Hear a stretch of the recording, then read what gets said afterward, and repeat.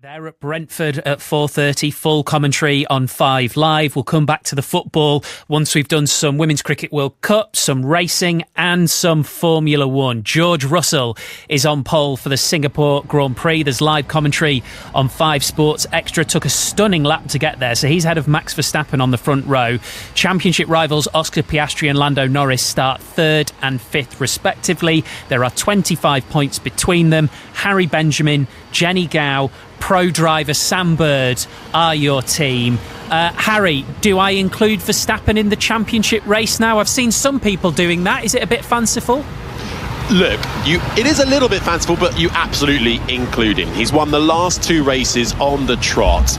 Red Bull have found something since the summer break to appease Max Verstappen and make their car better, and he has out-qualified the 2 McLarens in the last few races. Verstappen is well and truly going to throw a spanner into the works at the very least.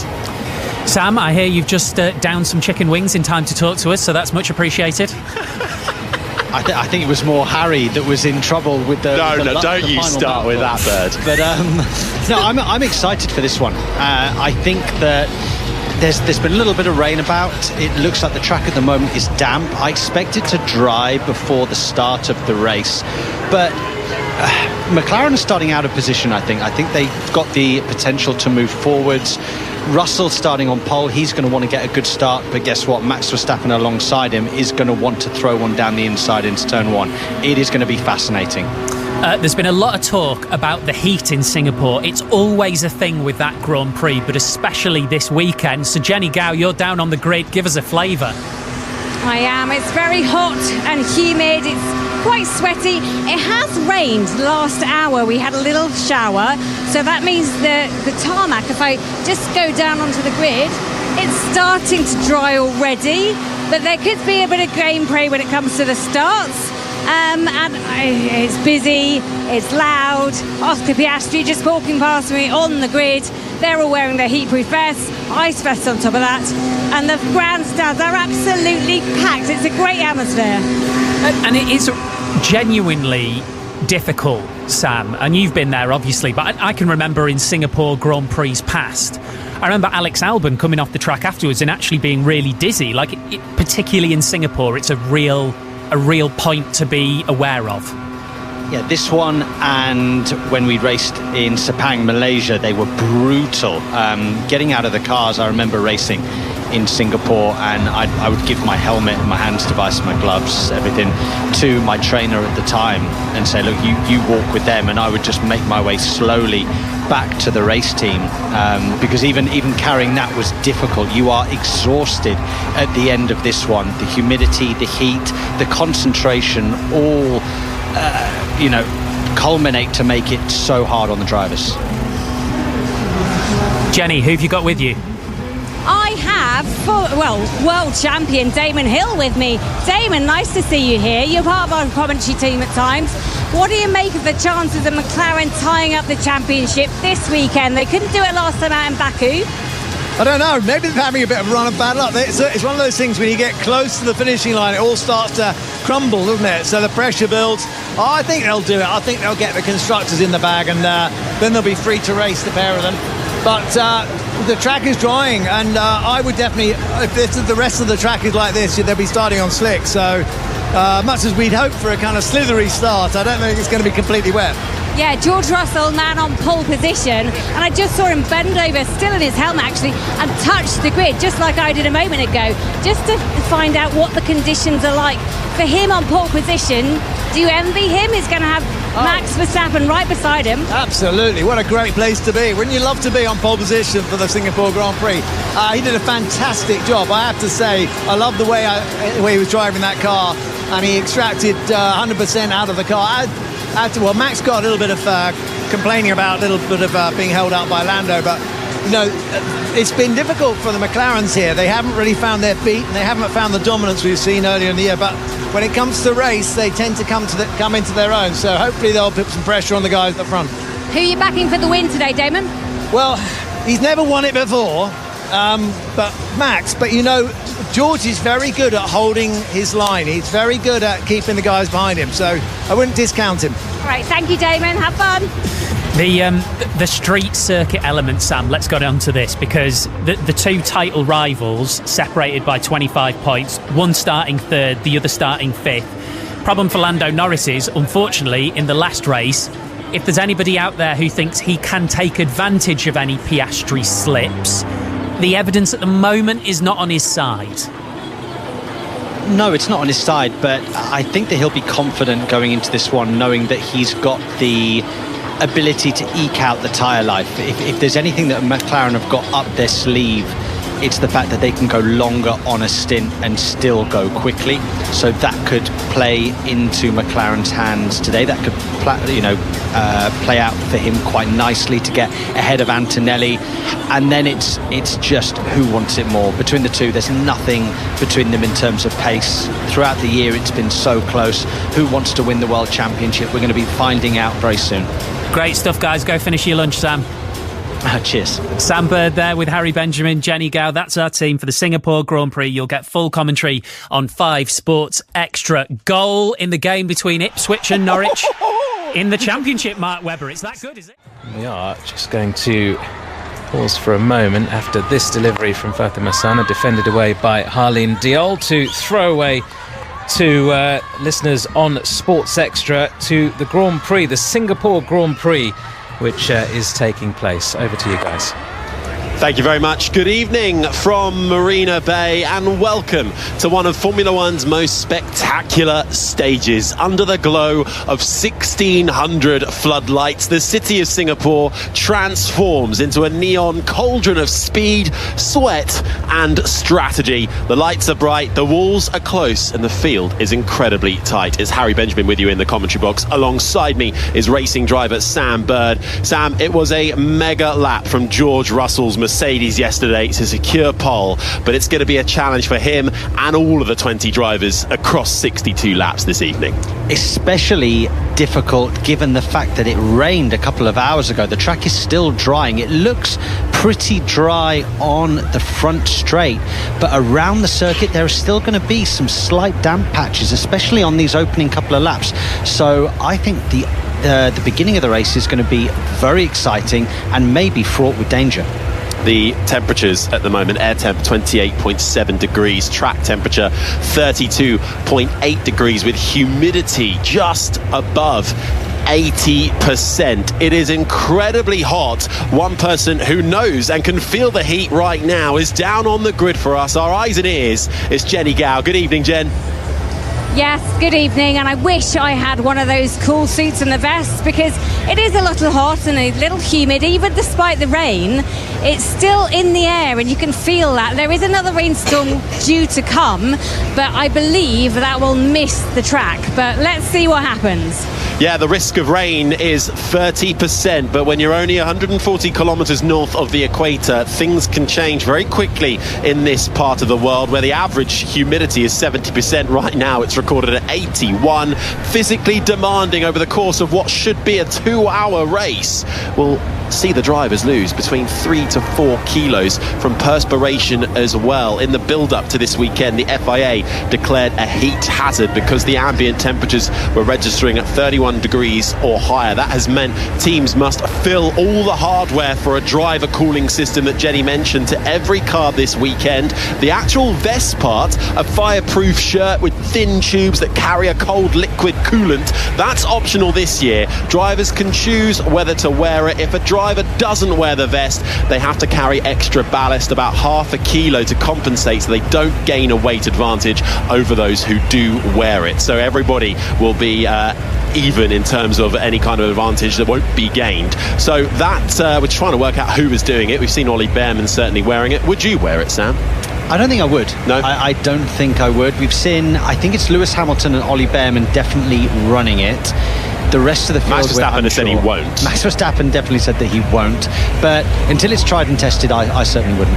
Well, let's head back down to the grid. Jenny Gow. Joined by Zach Brown, CEO of McLaren, and your driver's just getting in. We're stood in front of Oscar Piastri's car. How are you feeling? You know what's at stake. Again, it was there for you in Baku, but this is the time that you can win the championship again. Yeah, second time. Hopefully we'll get the job done. Difficult qualifying. Max and George are very quick. That is not surprising. I think we've got race pace to win the race. That's what we're going to try and do, but we got to get past them first. And when it comes to the pressure, a lot of people are talking about, has the pressure got too much for Oscar Piastri? Leads the championship by 25 points. What do you think? Pressure? No, I think no one has a 24 for 24 perfect race weekend. He had a difficult weekend. Probably good to get it out of the system and get back to what he's doing the other, how many races are we into it now? 16, what have you, 17. So, no, he's good. And the conditions, it's rain, so the track's a little bit green. It looks like it's drying out really quickly. Yeah, I don't know what the rest of the circuit looks like, but it's definitely going to be slick. Weather offline is a bit greasy. I guess they'll find out when they get out there. Good luck. Thank you.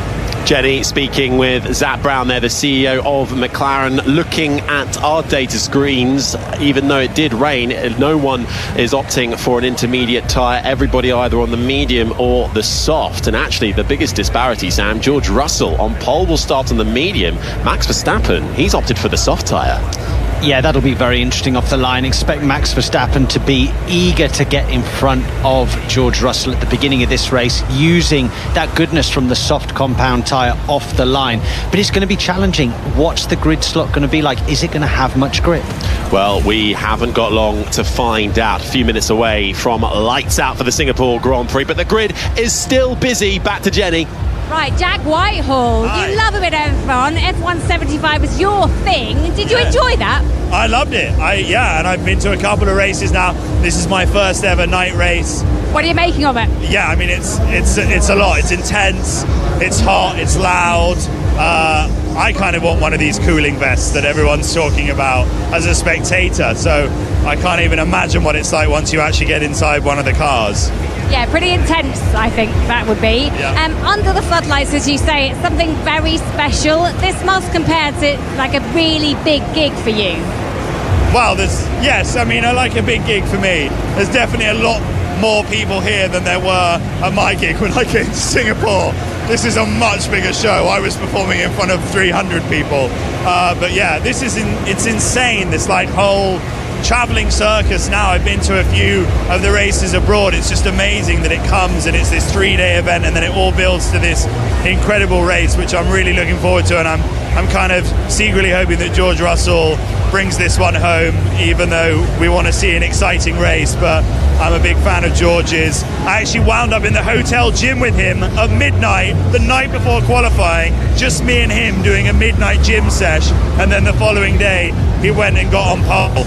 I'm not saying that I had anything to do with it, but I like to think that maybe I gave him some encouragement. So he might want to take me to every race now. You have the biggest flex, you or him? Well, he was mainly doing that weird thing where they have the head contraption that they're like trying to build the neck muscles, and I was obviously doing some hardcore bench pressing. So yeah, it was a slightly different workout routine for sure. But yeah, he's very prepared, and I think he's got this one. Thank you so much. Thank you. Enjoy. Nice to see you again. Nice Yeah, enjoy the race. George Russell won't be going anywhere without Jack Whitehall in the future, as my microphone decides to completely unplug itself. But we carry on with how it's all going as the drivers start to really focus in now. They're all sat in the cockpits of their car. In a few moments' time, the grid will clear. So it is interesting, just coming back to the tyre strategy. We're expecting a one stop here. Starting on the mediums, you might go to around about lap 26 to lap 32 and then put on the hard tyre to the end, or do the inverse of that. But by going on the soft tyre for Max Verstappen, trying to gamble a bit with that extra grip at the start, but also then the factor of a safety car maybe earlier than we might expect. Especially with these maybe slightly greasy conditions, especially offline, that could come into play, an early safety car. Let's not rule out the possibility of a two-stop either. They've increased the pit speed here in Singapore from 60 kilometers an hour up to 80 kilometers an hour, which means pit stop times, the pit stop loss is less. So two-stop could potentially be on the cards if that were to work. Well, let's see what happens. We're a few moments away from racing. It is time for the Singapore Grand Prix.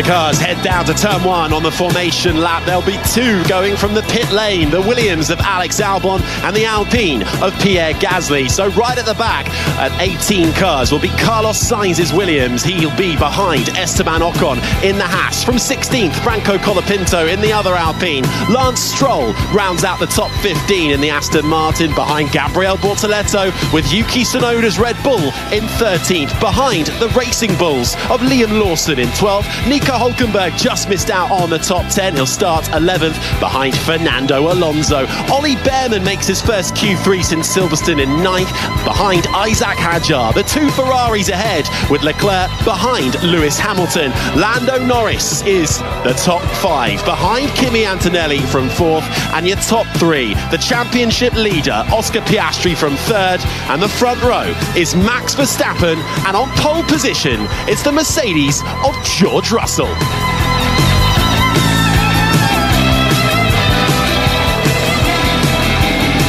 As they wind their way around the city streets, just over 4.9 kilometres, 3 miles in length, 19 corners, 12 to the left and 7 to the right. It's a 177-metre run down to turn 1 from pole position. Sam, what should we be keeping an eye out in the first few corners? Well, especially keep an eye out for Max Verstappen trying to force his way to the front and get ahead of George Russell. That's going to be key for his race, especially starting on the soft compound tyre. Can Norris overtake Antonelli and get one step closer to his teammate Oscar Piastri? So those are the 2 things I'm going to be looking out for at the start. Everyone on the medium tyre, with the exception of Max Verstappen. Isaac Hadjar from 8th, Fernando Alonso in 10th, and then towards the back, Tsunoda, Stroll and Colapinto. They are the ones that have opted for a slightly faster start. There is around about an 80% chance of a safety car as well, so we shall see if that affects the strategy.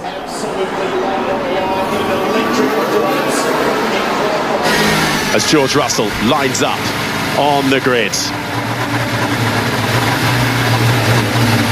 A warm welcome to listeners on 5 Live, joining us ahead of the 16th edition of the Singapore Grand Prix. We have 62 laps ahead of us. The cars lining up in their grid spots now under the 1600 lights that illuminate this track. George Russell is on pole. Max Verstappen is alongside him, with Oscar Piastri in 3rd. Kimi Antonelli is 4th.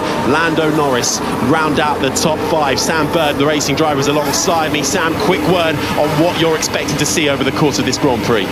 Expecting to see Max Verstappen threaten for the win, expecting Piastri and Norris to try and go with the lead 2, but it's going to be absolutely brilliant to watch. We'll have 18 cars on the grid, with Pierre Gasly, set-up changes for him, forcing him to start from the pit lane, and Albon as well, disqualified from qualifying along with his teammate. He'll be going from the pit lane though, as they all line up on the grid. A jungle of walls and hairpins awaits us here in Singapore. It's Russell on pole, it's all eyes to the lights and foot to the floor as we go racing in Singapore. It's a good start from George Russell. Max Verstappen alongside Oscar Piastri as Kimi Antonelli tries to dive down the inside, and he's going side by side with Lewis Hamilton. Meanwhile, Lando Norris and Piastri make slight contact coming through turn 3. They both carry on, but up and over the hill, Lando Norris from 5th is now ahead of his teammate Oscar Piastri. Russell leads Max Verstappen, leads the McLaren of Lando Norris, with Oscar Piastri now having to defend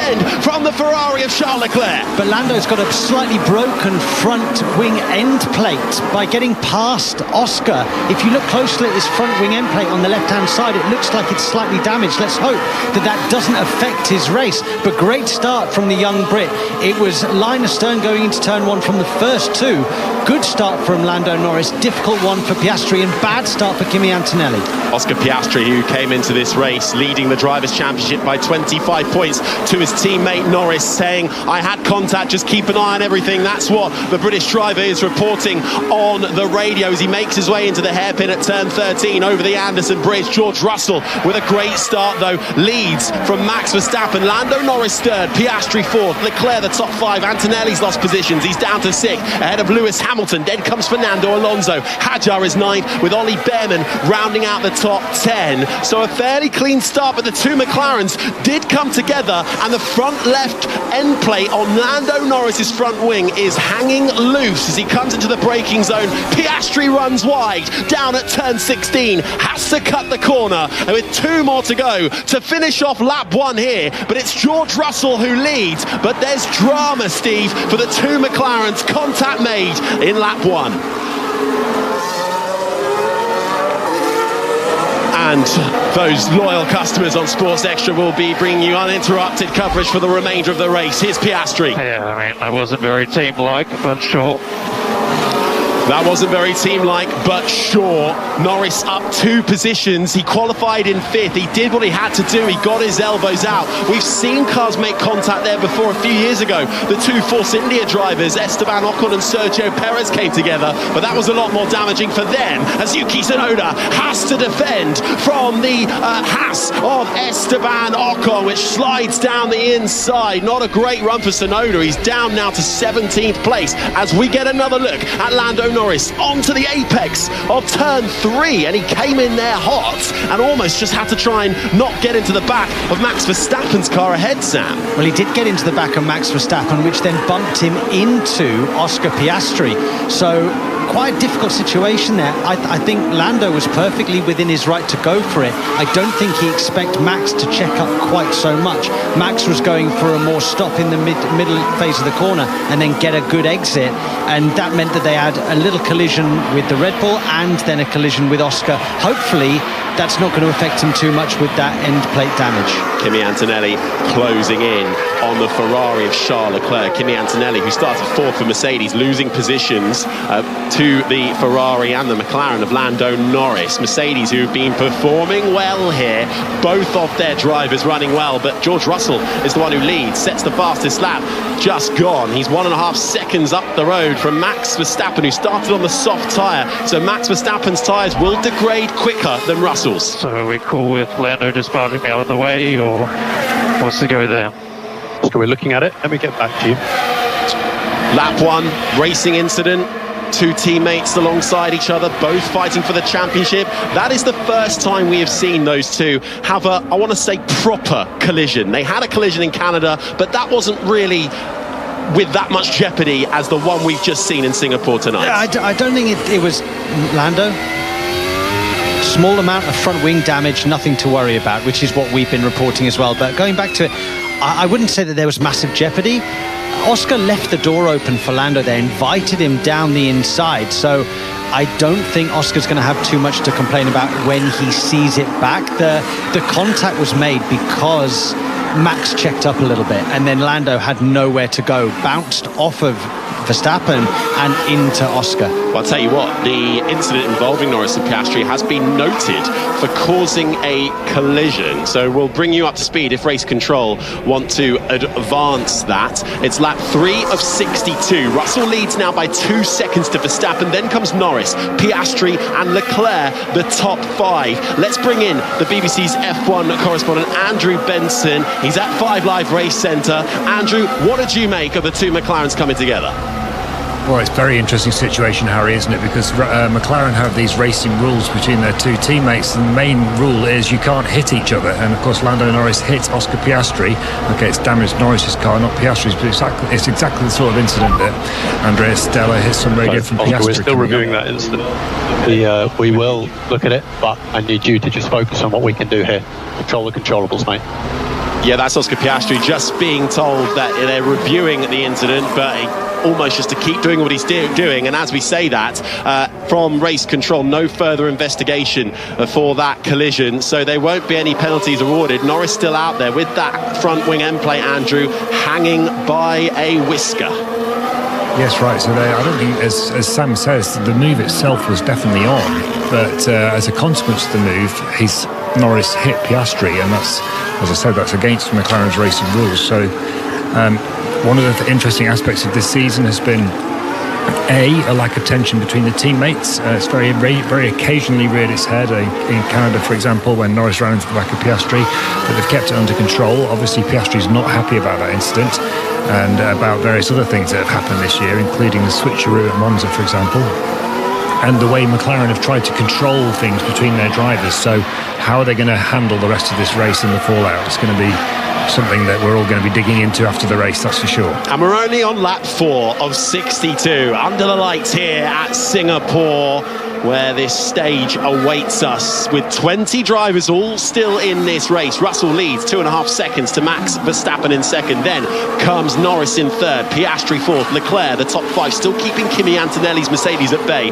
Hamilton is 7th ahead of Fernando Alonso. Hadjar and Behrman round out the top 10. Then comes Hulkenberg in 11th ahead of Liam Lawson. Colapinto's up to 13th ahead of Stroll. Bortoletto rounds out the top 15. Esteban Ocon is 16th, and what a nightmare race it's been so far for Yuki Tsunoda. Started down in 13th in the second Red Bull, now running in 17th place ahead of Carlos Sainz, Pierre Gasly and Alex Albon. So with Max Verstappen starting on the softs, we expected him to go and challenge George Russell on the opening 5 or 6 laps, and that hasn't happened at all. George Russell got a great launch from pole position and has absolutely controlled the opening 5 laps of this race. We're now seeing a helicopter view into turn 1, turn 2. And Lando Norris has tagged the back of Verstappen and then run into his teammate Oscar Piastri, who was on the outside of turn 2. But George Russell so far, job done. This is the sound of Max Verstappen running through turns 1 and 2 on lap 1. We'll also hear the sound of Charles Leclerc, who started from 5th and got a better start than his teammate Lewis Hamilton, who would have had the inside line. But I think Charles Leclerc might very well get a good view at this. He very nearly made wheel-to-wheel contact with Antonelli, barges his way past and can see the two McLarens coming together, the rear end stepping out of Lando Norris, and unfortunately it was his teammate Oscar Piastri who was awaiting on the outside. Meanwhile, further back in the pack, Isaac Hadjar started in 8th, now down to 9th, and he made contact with Ollie Behrman and Lewis Hamilton, and Behrman and Hadjar unfortunately was the filler in the sandwich there. That lost him a position to Fernando Alonso, who swept through, and Oscar Piastri lucky not to come off worse with the contact between himself and Lando Norris. Right now, as it stands, McLaren would clinch the Constructors' title, by the way, here, and become 10-time world champions. The permutations are, well, they can actually both retire as long as they're not outscored by 31 points by Mercedes or 35 points by Ferrari. Or the easier way to think about it is if at least one of their drivers, one of their cars finishes on the podium this evening, they will be champions. And right now, Norris is in 3rd place. Lap 6, here's Piastri. No further action from the stewards. As a team, we can see Lando has to avoid Verstappen, so we won't take any action during the race. We can review further afterwards. Hey, that's not fair. I'm sorry, that's not fair. Oscar will have the opportunity to review together afterwards. Focus on this race, mate. We can still have a good result here. Yeah, but if he has to avoid another car by crashing into his teammate, then that's a pretty good job of avoiding. So it was a bad pit stop in Monza for Lando Norris. That was unfair, and Oscar Piastri had to relinquish the position gained. It was Lando Norris in Singapore having to avoid another car then he went into Oscar Piastri, which Piastri calls unfair, but they're not going to do anything about it on track. They're going to review it afterwards. Norris and Piastri 3rd and 4th as it stands. Yeah, but Oscar's been so cool, so calm all season. This is not the time, Oscar, to be losing your head over this. You've got the car underneath you. You've got the skill set. Go and use it. Go and catch up to the back of Lando Norris and showcase why you should be the world champion this year. He was 4/10 off Lando Norris last time around as they crossed for lap 7. Russell with a 3.5 second lead now out in front over Max Verstappen, whose soft tyres, I think you can make it to around about lap 20 to 26. We're on lap 7 at the moment. They'll be hoping for some sort of safety car to try and cheapen the pit loss. Under a green flag, you'll lose about 22.8 seconds. Under a safety car, that's halved to about 11.5 seconds, so you can gain time. But right now, they're all playing very nicely out there. So those soft tyres for Verstappen, Alonso and Hadjar further back will eventually give up the ghost compared to those on the medium runners. George Russell looks like he's doing a Lando Norris from last year. He's already built up nearly a 3.5 second lead over Max Verstappen. We've now got a yellow flag out on the circuit. Not entirely sure what or who that's for right now, but George Russell controlling this race really well. The soft tyre gamble, well, not gamble, but the option on Max Verstappen hasn't quite worked out yet. Let's see how far he can go on those softs, and if Lando Norris can put him under any pressure. He currently sits 2 seconds behind the Dutchman. Yellow flag has gone in again, and we haven't quite seen who it's for yet. I'm sure if somebody has maybe had a lock-up and had to run wide, we'll get that replay as Russell puts in another fastest lap. So it's Russell, Verstappen, Norris, the top three. Piastri is fourth ahead of Leclerc. Then Antonelli still right behind the Ferrari. Lewis Hamilton is the sound you're hearing right now as he negotiates the chicane ahead of by nearly 4 seconds to Fernando Alonso. He's got Isaac Hadjar for company. Ollie Behrman completes the top 10. They are your point scorers. Hulkenberg, Lawson, Colapinto, Stroll and Bortoletto, the top 15, with Ocon, Tsunoda, Sainz, who started last, Gasly from the pit lane, along with Alex Albon from the pit lane, have caught up to the back of the pack, and they complete the 20 drivers still in the field. So we just had a little bit of onboard footage there from Lewis Hamilton looking back into his helmet and into his eyes. You notice that he's barely blinking, only a couple of blinks a minute. Ocon radio, I have a problem with the brakes. Going back to Lewis Hamilton, he was doing quite a lot of lift coasting there, Harry. Now that's probably for two reasons. One, to protect and preserve the brakes. This track is particularly hard on brake pads, so he's going to want to do a little bit less braking, hence the lift and coasting. Also, the cars are never actually fueled fully to get to the end of the race, so all drivers have to do a small amount of lift and coast through the race. That's the voice of racing driver Sam Bird alongside myself, Harry Benjamin, up in commentary. Eyes and ears on the ground. Let's check in on lap 8 of 62, the Singapore Grand Prix, with our pit reporter Jenny Gatt.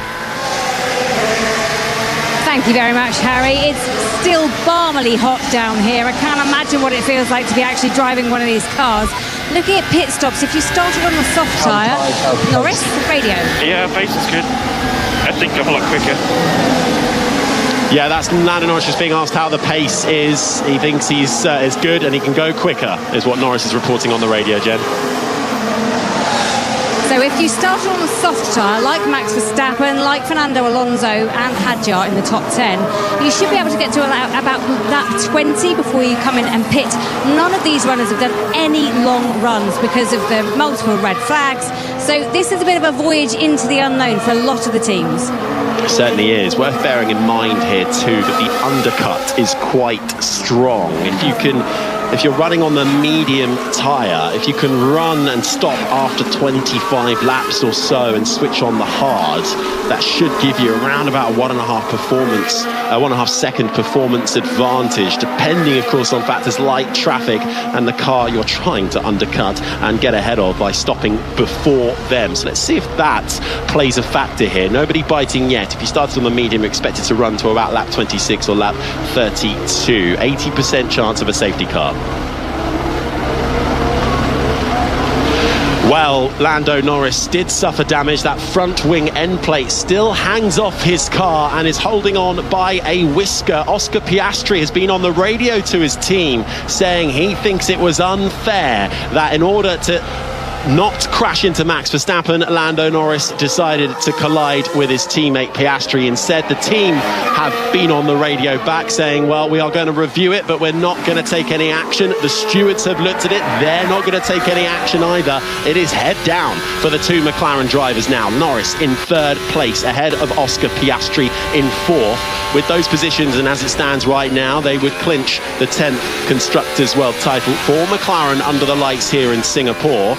And out in front, on lap 10 of 62, it's all quiet for George Russell, who leads by almost 5 seconds now to Max Verstappen. Sam Bird, the racing driver, who was alongside me in commentary. Smooth sailing for the Brit so far. Serenely going about his business, doing a great job. You notice as we go on board with him, some numbers coming up on his dashboard. That is the brake bias. So at each corner, he's utilising the best braking ability by changing the brake bias corner by corner. 58.4% to the front, now 58.3 down into the braking zone here into turn 14. Looks to be very nice. He's hitting every apex perfectly. He's driving really nicely under the lights. Russell now over 5 seconds clear of Verstappen, then Norris and Piastri. Charles Leclerc, good start for the Ferrari driver. He's up to 5th ahead of Antonelli's Mercedes. Hamilton's lost a place, he's down to 7th. Alonso, Hadjar and Ollie Behrman make up the top 10. They're your point scorers. Then comes Hulkenberg, Lawson, Colapinto, Stroll and Bortoletto. That's the top 15 ahead of Esteban Ocon. Yuki Tsunoda in the second Red Bull is having rather a dreadful race. He's down in 17th. Then comes Carlos Sainz, Gasly and Alex Albon. All 20 drivers still in this one, but we've got a long way to go yet.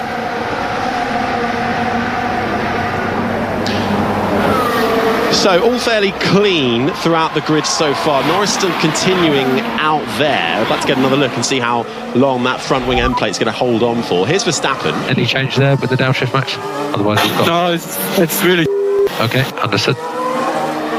Downshift issues for Max Verstappen. Yeah, he's very particular with his downshifts and upshifts, isn't he? If you've heard him over the last few seasons, he's very, very critical of upshifts and downshifts, and really his feel for them is extraordinary, much more so than any other driver out there. If you have a bad downshift, it can really disrupt the balance of the rear of the car, and then you start to overheat the exterior of the tyre, and then it can be a downward spiral. But he is very particular with when it comes to downshifts. This is the sound of Isaac Hadjar, the French rookie who qualified 8th, lost the position on the opening lap, is chasing it back. Fernando Alonso, though, is the car in front of him, so not the easiest of operators to make his way past as he flies over the Anderson Bridge into the left-hand hairpin of turn 13, and they now head down the Esplanade in a straight line. A dose of DRS will help Hadjar here. He's within a second of Alonso. He'll be able to open that rear wing and gain a few tenths of a second advantage over the car in front, because Alonso, well, he's about 6 seconds back from Hamilton, so there is a bit of a gap ahead of Alonso, who is heading a small train of cars. I feel like we are in a sort of management phase of the race right now. It's a kind way of putting it. Not much has happened since turn 1 and turn 2, has it, Harry?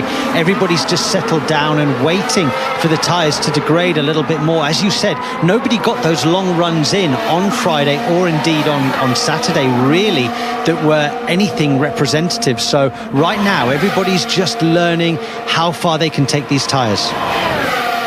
We saw some replays earlier of the start in this Grand Prix, and we're just riding on board with Isaac Hadjar there, hunting down Fernando Alonso. They swapped positions about 3 times on the opening lap, so they're having a proper fight out there. Kimi Antonelli in 6th at the moment. That's the sound you're hearing right now. He's just fallen slightly back from Charles Leclerc as the gap extends out front. Russell ahead of Max Verstappen.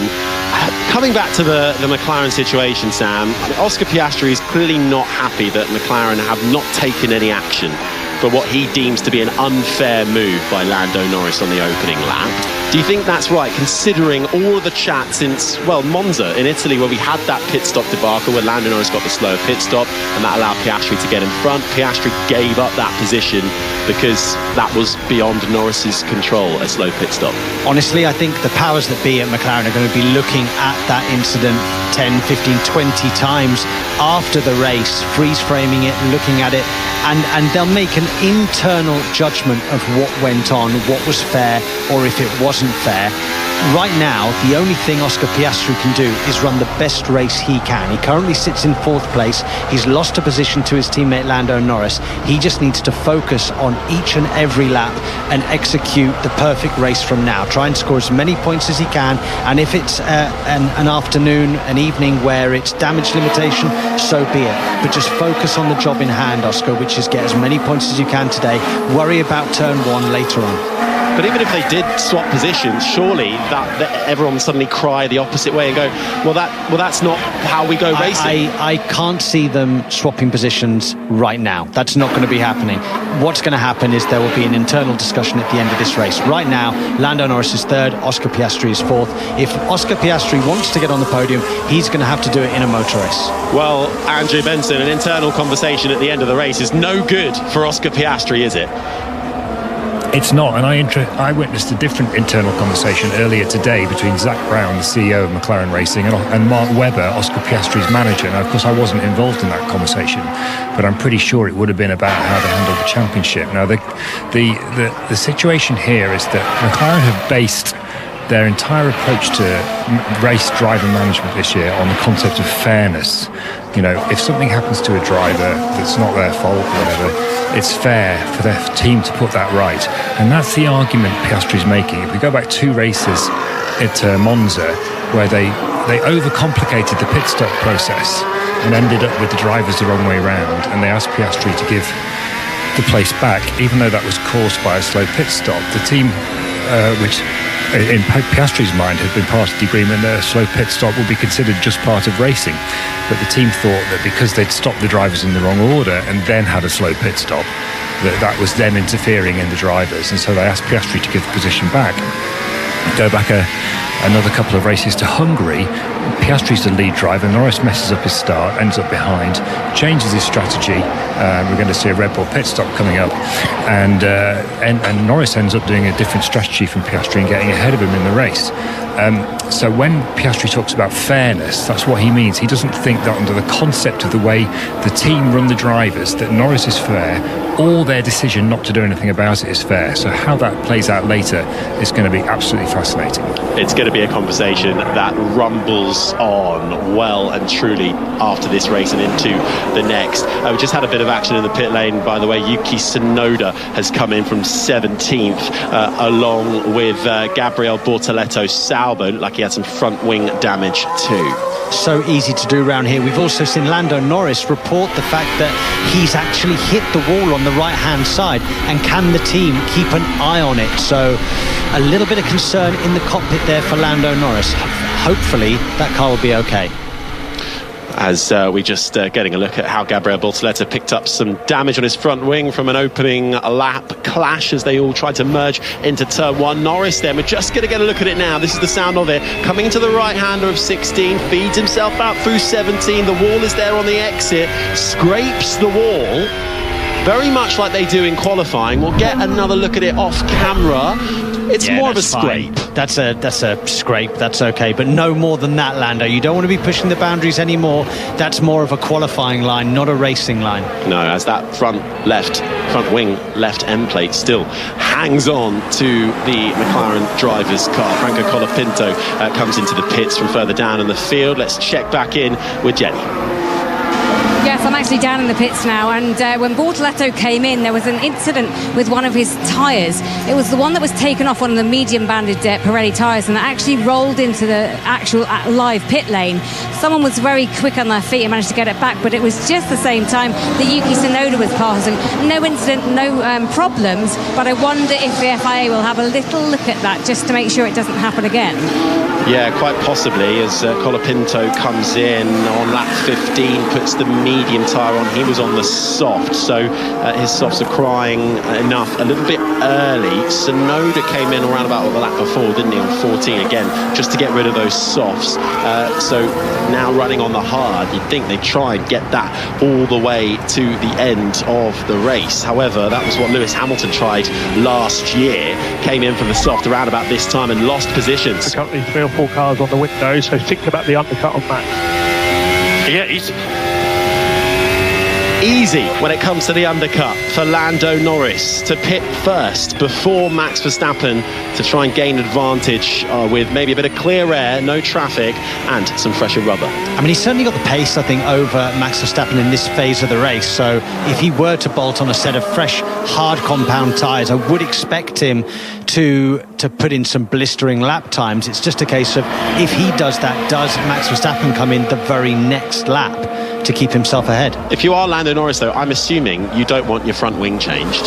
Absolutely not. No, that's too much time lost. He's not slow with that front wing slight damage. It's not really costing him. It's costing him points of downforce, but it's not affecting him too much time. And it's not hanging off in a dangerous manner where he might be given a black and orange flag where he has to come in and change it. No, we've seen front wings like this hold on for all of the race. Meanwhile, out front, we haven't really spoken about him for a while because he's 8 seconds ahead of Max Verstappen. George Russell just driving away from the pack, isn't he, Harry? He's absolutely smooth as you like, is George Russell, who of course was in the fight for the lead a couple of years ago with Carlos Sainz's tactical DRS win, and then right in the closing stages made a mistake on the way to turn 10 and clipped the wall and found himself falling out of the race. This is how much it takes out of you here in Singapore. It is tight, it is narrow. You need to be incredibly precise every single lap. All 62 of them need to be, if not perfect, near perfect, as they fly through the Lion City under the glare of 1,600 floodlights that illuminate this 4.9 kilometre racetrack. And the man with the best view in the house is George Russell, who now leads by over 8 seconds to Max Verstappen. The question will be when he next catches a bit of traffic, as we've had a few pit stoppers. Bortoletto has filed his way down to the back of the field, but he's all the way down at turn 12 at the moment, so it'll be a little while then. So Russell really then needs to think, when do you pit next for George Russell and try and get the best out of it? And we're speaking about the undercut though for Lando Norris. Looks like McLaren mechanics are getting ready with some tyres down there. I think it's imminent. Box to overtake Max Verstappen. Lando Norris will be pitting at the end of this lap. Let's see if Max Verstappen and Red Bull counter that. Could they be playing chicken though? This is the question. Will Verstappen respond? Will Norris then stay out? Will they both come in? Let's see what happens. They are going to be approaching the pit lane shortly at the end of lap 17 of 62 here at the Marina Bay Street Circuit. At 1.1 seconds, Lando Norris is behind Max Verstappen. Norris, who will be on the medium tyre, Max Verstappen on the soft tyre.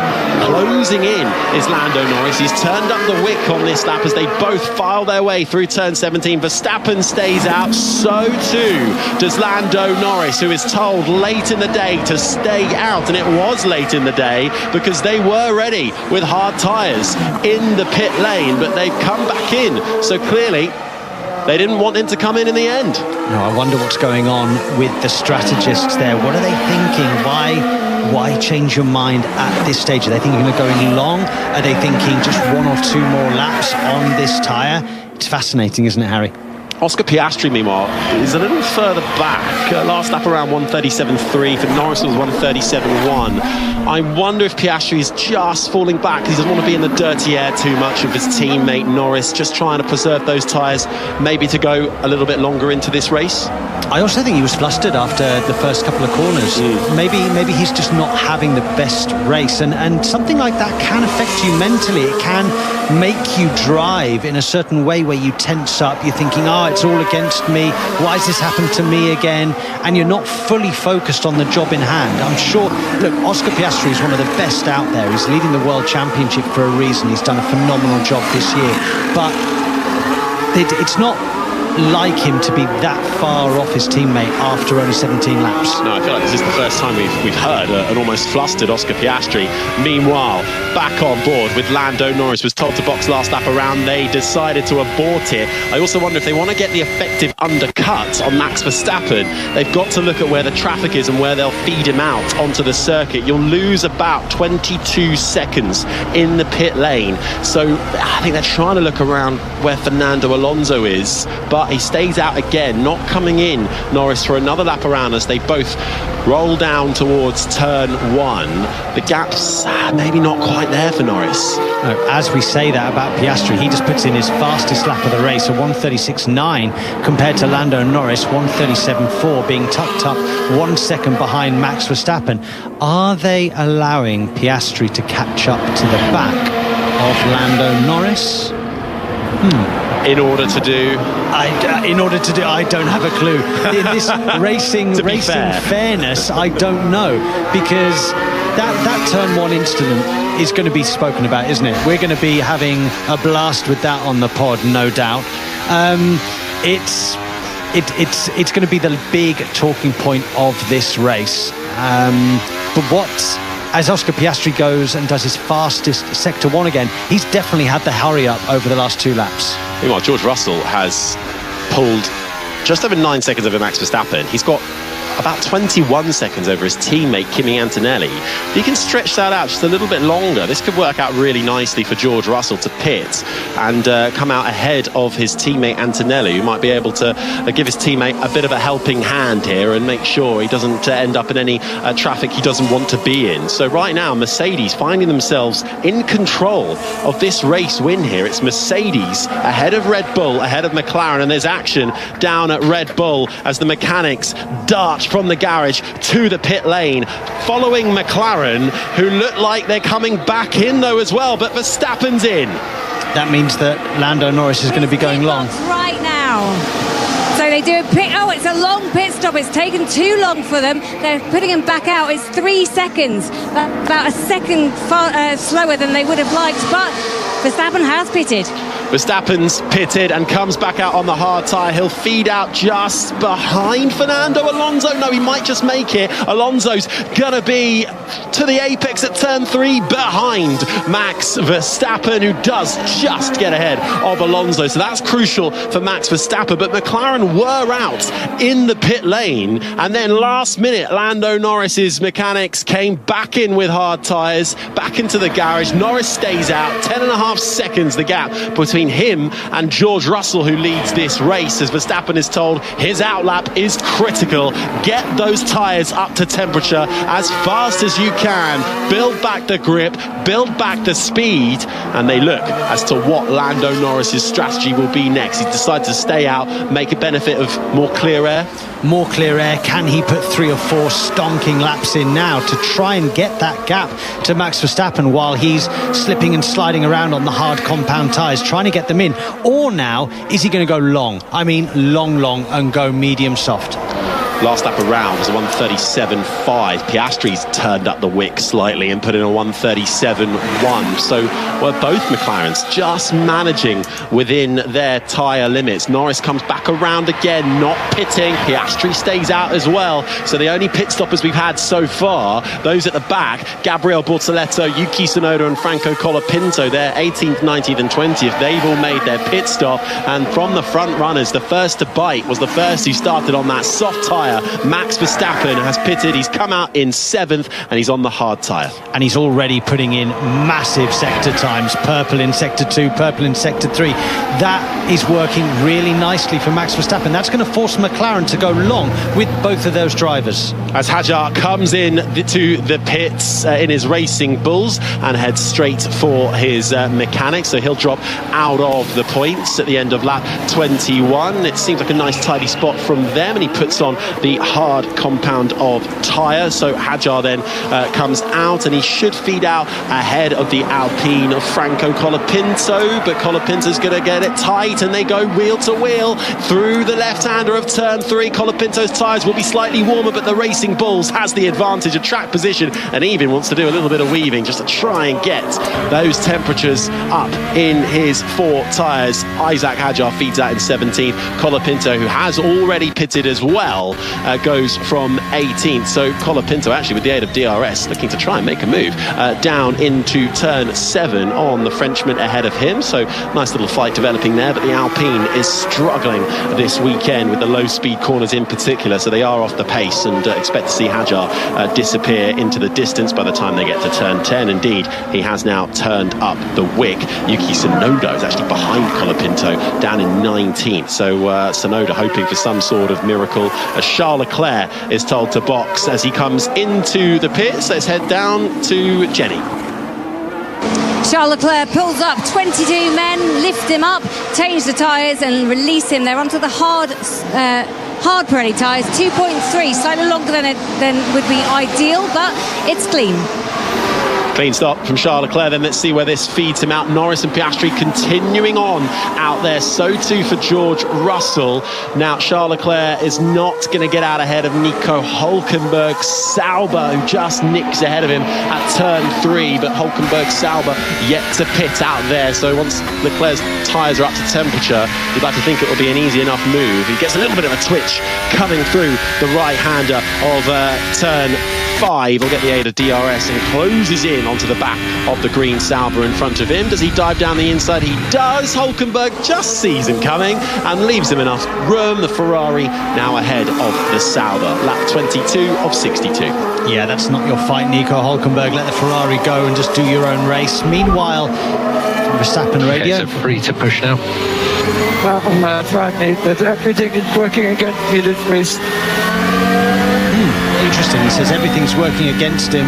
It's, well, hard to say. I think he's forced McLaren's hand into going long, so that's quite interesting. Let's see what the McLarens can do. Currently circulating 1:36.6 for both McLaren drivers, 36.7 for Max Verstappen in his Red Bull on those new hard compound tyres. It's not enough, is it? 1/10 swing for Lando Norris currently. What he will have, though, at the end of the race is much fresher tyres. The question is he going to go medium hard or is he going to go medium soft at the death? So he's trying to push out there is Norris. He hasn't got the gap to do a pit stop and come out ahead of Max Verstappen. But I wonder, Jenny Gow, the safety car factor here, could that be something McLaren are hedging their bets on? Chances are 80% for a safety car, and most importantly, statistically, if you look at it, they normally come out between lap 28 and 38. Why, you say? Why would that statistic be relevant? That's the time when people are pushing their hardest to try and get quick laps in, to come in and change their tyres and get out and try and do the under or overcut. The overcut is very strong here, and that's the time when you're pushing so hard that you end up on the wall. Beware. Beware indeed. But I mean, yeah, just looking at how powerful that was. I mean, just looking at that battle at the back, Colapinto, who was down in 16th, he made his way up to 13th, but he ends up right behind Isaac Hadjar, but has now fallen by about 2 seconds back from him. So the pace just not working for the Alpine driver, but it highlights how strong that an undercut initially is. So when there's a close performance deficit, that can really come into play between the likes of the Red Bull and the McLaren, who are fighting at the front. It is Russell, though, who continues to lead. Here he is. So I know you've got those gaps and you're trying as hard as you can. Norris was 36.7. Yeah, this is my pace. Tyres are dropping. Russell saying this is his pace. He hasn't got more tyres starting to drop off. Can he make it another couple of laps? That's when we thought we'd see those front runner medium tyres come in around about lap 26. Russell leads by 9.1 seconds to Norris. Then Piastri third, Antonelli and Hamilton the top 5 ahead of Verstappen, who was pitted on the hard tyre. Come out in 6th ahead of Alonso. Behrman comes into the pits from 8th. Leclerc now out there. Hulkenberg rounds out the top 10. Then it's Lawson, Stroll, Ocon, Sainz and Gasly the top 15. Albon, Hadjar, Colapinto, Tsunoda and Bortoletto, all 20 drivers still in this one. Yeah, there should be no concern for George Russell at this stage. He's built up a great 9-second gap over Lando Norris, and even if Norris comes towards him a little bit, you know, the Mercedes going into this weekend wasn't supposed to have great tyre longevity in comparison to the McLaren. But so far, George Russell doing a really solid job. He can let the McLarens come to him and then box. Lando Norris continues to make his way around last lap. Well, let's hear from his teammate first. Currently, Leclerc is 5 seconds behind your pit window. I mean, I don't want to lose track position to him. It feels pretty low. So Oscar Piastri is keeping an eye out then for Charles Leclerc. As a reminder, Charles Leclerc has pitted in that Ferrari on the hard tyre and is currently down in 8th spot. So Piastri saying, though, that the degradation feels pretty low, as Lewis Hamilton in the other Ferrari is told to come in to pit. He'll be coming in from 5th spot. So Max Verstappen breezes by him through the final 2 corners as the pit lane entry slows and you hug the inside line. Lewis Hamilton comes into the pits, then slows down, hits the pit limit at 80 kilometres an hour. It's not long to wait until he gets to his Ferrari pit box, and it's slow on the front right for Lewis Hamilton as he puts on the hard tyre. It's 3.5 seconds, which in Formula One can feel like an absolute age. Slow stop for Lewis Hamilton, who will then feed out of the pit lane exit. Hulkenberg goes through into 8th. What about Liam Lawson's Racing Bulls? He hasn't pitted. He comes through turn 1 now. Hamilton will be clear of him, but Lawson really closes in through the apex. He'll have tyres that are warmer, but Hamilton in his Ferrari manages to regain the confidence and continues on. But Hamilton losing about a second there with that front right issue down and feeds out into 9th now. Yeah, Lewis Hamilton was asked before the weekend, what's it going to take for you to win this Grand Prix? And he said a miracle, and that's exactly that. Right now, Ferrari do not have the car underneath them to fight for these victories. We're having a look at the onboard now, driver's eye of the incident in the pit lane, and it was just slow on the front right, Harry. It looked like the person in charge of putting the tyre on had to have a couple of stabs. As George Russell, our race leader, comes into the pits, the Mercedes team awaits him. He hits his mark, the front jack lifts the silver arrows up, all four wheels go on smoothly. It's a hard tyre for George Russell, 2.5 seconds, and Mercedes have got to be quick here because Kimi Antonelli is following his teammate in as well. And as Antonelli comes into the pit box, Russell emerges back into this race, and he will emerge in third position. Good work from the Mercedes team as we just get the exit of Kimi Antonelli. 2.4 seconds for the Italian. Decent work from the Mercedes pit lane. Yeah, I think they had to pit that lap because of the pace of Max Verstappen. Max Verstappen's only 3.2 seconds behind and Russell. The gap to Oscar is 4.7. He's going to have to pit soon to cover Leclerc. Are you willing to let Leclerc pit? Let Oscar pit the lap before you? Yep. No, I would not. So Piastri wants to pit to try and cover Charles Leclerc.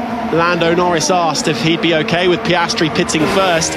Norris saying no. Norris told to box. The lead car is going to come in first before the second McLaren on the road. Right now, it is a McLaren 1-2 in this race, but George Russell is the effective race leader, having just made his pit stop and fed out in third spot. Norris then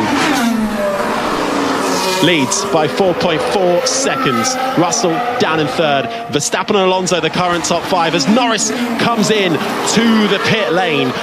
The current race leader feeds in. Important stop coming up for the McLaren driver as he awaits his McLaren mechanics into the pit box for the McLaren driver. Clean stop from Lando Norris.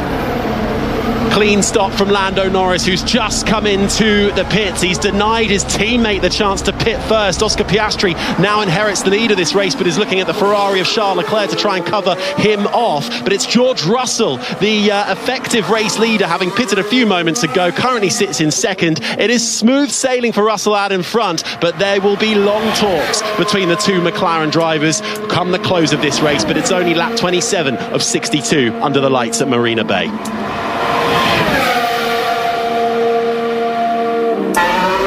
Okay, Piastri now effectively the race leader, but Russell is 8.4 seconds back.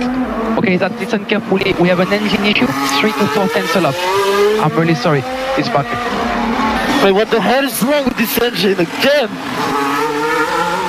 And that is the last thing you want to hear as a racing driver. Out of your control, engine issues for Hadjo. He's down in 15th and is going to start losing time. Piastri's then been told to come into the pits at the end of this lap to try and defend from Charles Leclerc, who is within a second of Fernando Alonso. So Alonso doing Leclerc a bit of a favour here and just holding the Ferrari driver up. And this is what McLaren are worried about, to see if they can indeed pit the Australian, the man who came into this race leading the championship, and make sure he comes out ahead of Charles Leclerc's Ferrari. Into the pits he comes for the Australian. Slows down to 80 kilometres an hour. An important stop needed. It's been Lando Norris who have bared the brunt of bad stops from McLaren so far. He feeds himself in.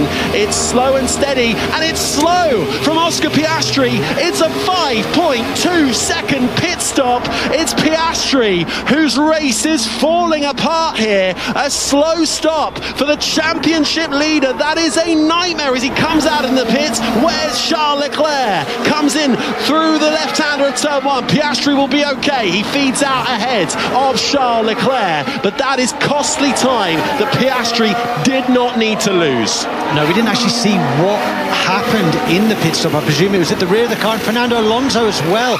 Front right is not going on correctly. What is going on in the lights of Singapore this evening with the pit stops? 9.2 seconds for Fernando Alonso. That is going to undo all of his good work in the first stint of this race. He'll come out behind Hadjar, and if he's lucky, he'll stay ahead of the gaggle that is Colapinto, Tsunoda and Hülkenberg. He does. He's out there now on the medium tyre as Fernando Alonso, but that has rather put pay to a points-paying position unless he can do a fight back now. And if there's any other disruption in this race, Alonso, I'd like to hear his team radio right now. He has got the Argentine Alpine driver Franco Colapinto now with DRS right behind him. Tsunoda in 17th in that gaggle too, all the way to the back of the pack in 20th with Gabriel Bortoleto. Right, a look at the McLaren pit lane.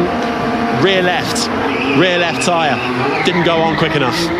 Even the front right looked a bit slow, but it was certainly the rear left that was the big hold up, and a lovely move that we missed, but we're seeing on the replay from Oliver Behrman getting through on the Williams down at turn 16, down the inside on Alex Albon. Good stuff from the British rookie. Yeah, big send down the inside, lovely manoeuvre, as we're now seeing Kimi Antonelli try and apply some pressure on Charles Leclerc. The fight is over, 5th place, and we're just about heading to the halfway point in this Grand Prix. Everybody's now done their mandatory pit stops at the front, and it's pretty much the same as what it was at the beginning. What I would say though is, Harry, the McLarens pitting when they did, it hasn't hurt them, but they haven't gained anything. So strategy for them, it was a case of just staying where they were.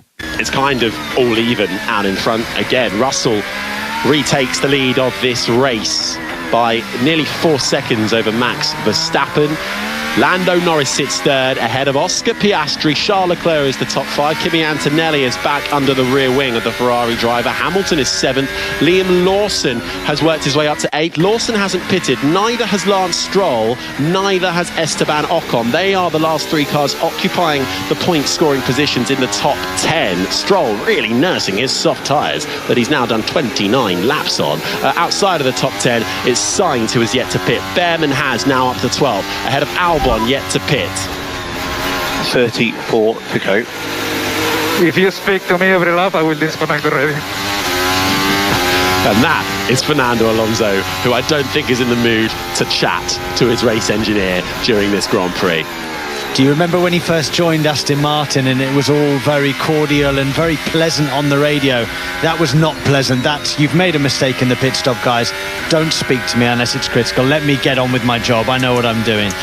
If he speaks, he is in trouble. Kimi Antonelli, meanwhile, is certainly making Charles Leclerc feel like he's in a little bit of trouble. Almost had to think about a dive down the inside at turn 16, did the Italian driver. Thought better of it. He wasn't close enough. Now, as they make their way through the right-hander of turn 5, this is really the closest battle out there on track at the moment, for points at least. The DRS will come for Kimi Antonelli as the sparks fly from the underside of the Ferrari and the Mercedes into the braking zone of the left-hander of turn 7, feed you out slightly over the red and white curbing on the exit before you then pull the car back over to the left-hand side to open up turn 8. As you move through the right-hander, you sweep then through turn 9 and make your way down towards the old Singapore sling where the bumpy chicane used to await our drivers. Now it is smooth through the left, then through the right, the roller coaster ride that then feeds you over the Anderson Bridge. Tough to overtake in the middle sector. If you're quick enough, you could try and dive down the inside at 13. Antonelli doesn't.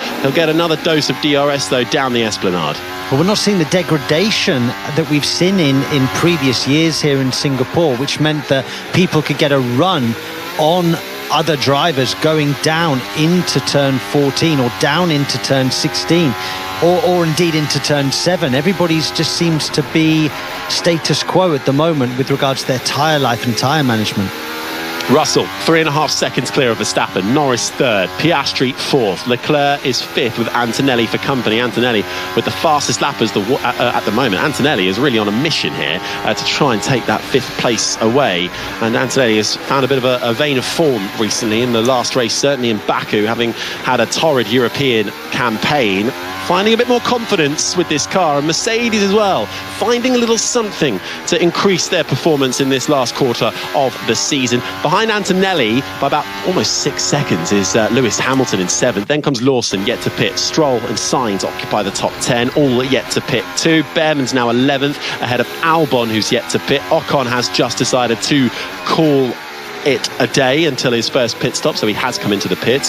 So Hajar 13th with engine issues. Alonso really slow pit stop down in 14th. Colapinto's the top 15. Tsunoda's down in 16th ahead of the two Saubers, Hülkenberg and Bortoletto, with Gasly now 19th, and Esteban Ocon will feed out down in 20th and last after his pit stop. But they're still fighting out there for the time being. Let's check in down on the ground. Jenny. You've got to feel sorry for Fernando Alonso. Every time this season he gets himself into a position where he could fight for points, maybe even the potential of a very outside chance of a podium, something happens that just means he can't do it. That slow pit stop, 9.2 seconds with the front right, painful for him. No wonder he's in a bad mood. Yeah, he certainly was, and he was running in the points as well, so that is a real shame for Fernando Alonso. Out-qualified his teammate ahead of this race for the 30th consecutive Grand Prix, and it's his teammate Lance Stroll, who is still running on the soft tyres. He's eat them out to, I think, almost 32 laps, so Stroll doing, I think, something similar he did in Baku last time out as well. They'll be hoping for a safety car to happen. The longer we go into this race, though, the probability slightly comes down on that front. But for those who haven't pitted, who have worked their way up now, like Lawson, Stroll, Sainz, trying to cling on for some sort of intervention, a safety car, a virtual safety car, maybe even a red flag, although we've had no red flags in Singapore for the last 5 editions of this night race. So the statistics aren't in the favour of that one. But at the moment, the next closest battle, as Antonelli's actually fallen off the pace now behind Charles Leclerc, couldn't find a way through, so the next closest battle is the one for Ollie Behrman, who has pitted, trying to pick off those who haven't in front of him to get himself back into the points. Been a good weekend so far for Behrman. He has, he's been impressive again. He's trying to pick off Carlos Sainz. Behind them is Alex Albon, 5 seconds behind. Both Williams haven't pitted yet. They had a disaster after qualifying on a weekend where they looked pretty strong with regards to pace. They were deemed to have an illegal gap within their DRS, which meant they started right at the back of this one, and they're hoping as well, I think, for that safety car. Yeah, both disqualified from qualifying for failing their DRS slot gap checks. They exceeded the maximum limit of 85 millimetres on both sides of the rear ring outer area, so they were both thrown out of qualifying, and Alex Albon actually started from the pit lane because they modified some suspension settings for him as well. So Albon currently running in 12th, but he's got Isaac Hadjar as the next car behind him. Meanwhile, his teammate Carlos Sainz is the Williams that has got Ollie Behrman for company. Behrman on the hard tyre, Sainz on the medium tyre, but Sainz has been running those medium tyres for 33 laps as we cross over the line, with DRS down towards turn 1 for Behrman. He can't find a way through, and it's because Sainz is also getting a helping hand of DRS from the Aston Martin in the form of Lance Stroll. And he knows all too well around here just how important a DRS train can be after his win a couple of years ago. Quite a scintillating win. Those last sort of 7, 8, 9 laps, really, really good watch. Sainz having a little look down the inside of Stroll, and further up the front, the gap between Russell and Verstappen, 3 seconds exactly. Last lap around though, Max Verstappen was actually a couple of tenths, it's just coming through now. Last lap around for George Russell, a 1:36.1. Max Verstappen did a 1:35.6. So it's Verstappen starting to turn up the wick here a little bit on George Russell. It certainly looks like the cars behind Russell are starting to pick up the pace, isn't it? He's the only one in the 36s. Everybody else behind him, Norris, Verstappen and Piastri, all in the mid to high 35s. They're coming for the Mercedes driver, aren't they? They're hunting him down. Maybe it's the hard tyre that Russell just doesn't quite feel as comfortable on. 2.9 seconds now between him and Verstappen. The Dutchman is coming back here. The man we are not ruling out of championship contention at the moment is ahead of both the protagonists in this championship fight. Oscar Piastri and Lando Norris. Meanwhile, what's happened to Pierre Gasly through the left-hander of turn 17? He's had a brush with the wall on the exit. Is it a brush, or was it a little firmer than that? We're about to get a look at it, or are we? It's a very slow replay, and no, we're not. They've decided we're not going to have that one. But we're having this one, and it's a tap brush. A tap brush. A tap brush. A brush tap. I'd call that a whack. But he's got away with it. As a driver, that's fine. That's all right. He's got away with it. Rear right made contact with the barrier. Gasly running down in 19th. Yeah, love tap. It was a love tap against the wall. Liam Lawson in free practice 2. That was a hit. That was a heavy hit. Lando Norris is just reminded to have a drink. Temperatures right now 29.2 degrees, track temperature 33.7 degrees, the humidity levels at 71%. This is the most grueling race on the calendar for the drivers. They're losing between 3 to 4 kilos over the course of this 62 laps from perspiration alone. We've talked a lot about cooling vests and who's wearing them and who's not. We believe there's a fair mix in the field. Max Verstappen not doing it. I believe Charles Leclerc, the likes of Oliver Behrman are. Oscar Piastri said yesterday he still wasn't sure whether to wear the cooling vest or not, and the main factors around whether you wear it or not are to do with comfort for the driver, but also if it stops working, then it starts blowing around hot air and you double the temperature nearly that you're already experiencing, which can be around 60 degrees in the cockpit. So there's a lot to contend with here. So it's quite easy to not drink your water bottle at the same time. That's what I was going to talk about. It's such a difficult circuit. We're so focused on the driving, you can forget to press that button that then activates the drinking system. So it's important for the engineers to remind the driver, look, take a drink, take a moment, refresh, rehydrate a little bit. When I say rehydrate, they're not chugging back loads of water in one go. It's a sip. It's gentle sips each and every time. Gentle sips of lovely lukewarm water, but that's all you can get. The water heats up after 2 laps in these Formula 1 cars. And Lando Norris then needing a sip of it. 2.8 seconds now, the gap out in front between Russell and Max Verstappen. 1:35.9 for Russell, last lap around 1:35.8. So Russell just slightly responding to Max Verstappen's charge. Then it's a further 4.5 seconds back to Norris, whose last lap was a 1:35.9. Piastri was a couple of tenths quicker, sitting 9 seconds adrift, is the championship leader. Charles Leclerc has now rather cemented 5th. Kimi Antonelli was on the attack and was right behind the Monegasque Ferrari driver, but I think if you can't get past, that you're then just stuck in dirty air and you're chewing up your tyres. But he's still be getting dirty air. He's only 1.5 seconds behind Charles Leclerc. Hamilton is in 7th. Lawson is holding firm in 8th, hasn't pitted. Stroll's 2, still out there in 9th, hasn't pitted. Sainz is in 10th, hasn't pitted. And that's going to be rather frustrating for Oliver Behrman, who is right on the fringes of the points. He's had quite a lot of 11th place finishes. He had 4 in a row for Ollie Behrman. 1 place outside of the points, and he currently finds himself there as it stands. Yeah, but with the people yet to pit, I think that he's going to be filtering up towards 8th place in this race. A great run for the young Brit. Speaking of young Brits, George Russell, I think, has responded to the relentless pace of Max Verstappen and Lando Norris. He's pumped in a 1:35.879 on his last lap to do roughly the same time as the people that are chasing him. Yeah, it's gone back up now to 4.3 seconds, the gap. Norris, Piastri, Leclerc, the top 5. Sainz still holding on to 10th ahead of Behrman. Albon is 12th. He is in the other Williams that hasn't pitted. Hadjar has pitted. He's in 13th, was running inside the top 10, but also has some engine difficulties that he is managing that are costing him time. Sorry, Max Verstappen's had a slow lap, and we're just watching a replay of it now. He was 2 seconds off on the last lap. So he made him. Oh, he's done what Lando Norris did last year.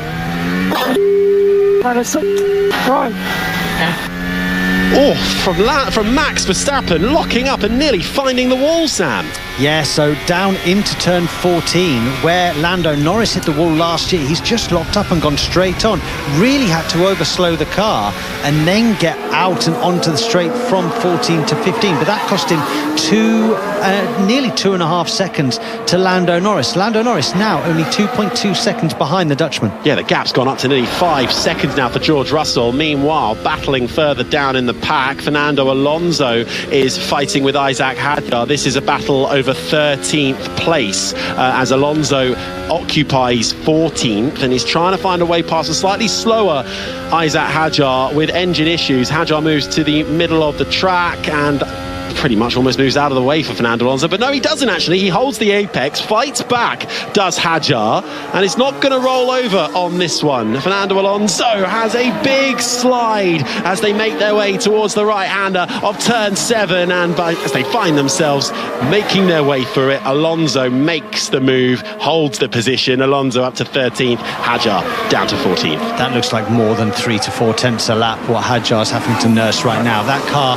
effectively blinking to say that it's reharvesting energy very, very early down every single straight, and he looks like a sitting duck. Trophy for the hero of race. Trophy for the hero of the race. Is that a trophy for himself, or is he referring to Hadjar there in his defensive techniques? I think he's referring to Isaac Hadjar and his defensiveness over what is 13th place. So I think Fernando Alonso's in a slightly sarcastic mood now this evening. I think that's our new feature for the Checker Flag podcast. At the end of the pod, we'll do our hero of the race every time. And yeah, forget driver of the day, and we'll need that clipped up as well so we can play it in every time. Right, meanwhile, the other Aston Martin is now coming under heavy pressure for 9th spot. Carlos Sainz applying it, Behrman right there too as they make their way to the final couple of corners. No one pitting. Stroll and Sainz yet to take their first pit stops, holding out hope for some kind of safety car intervention. They will have to come in eventually. Behrman has pitted and he's just behind these two, squabbling out, and actually they're bringing Albon back into the frame as well. Albon's yet to pit. So yeah, we're looking at that Hadjar battle again. He moved to the inside, then held the apex. Alonso has to slot back in again through the right, the left-hander of 3. And Hadjar, I don't know. I mean, Hadjar, I think it was more to do with on the start-finish straight where he kind of moved to the inside, then back again, then to the inside. You've got to pick a line and stick with it in Formula One. But he tried to get his elbows out there. Yeah, and there's no harm in that. He's fighting for every inch that he can, as he's employed and paid to do, and he's got an engine issue.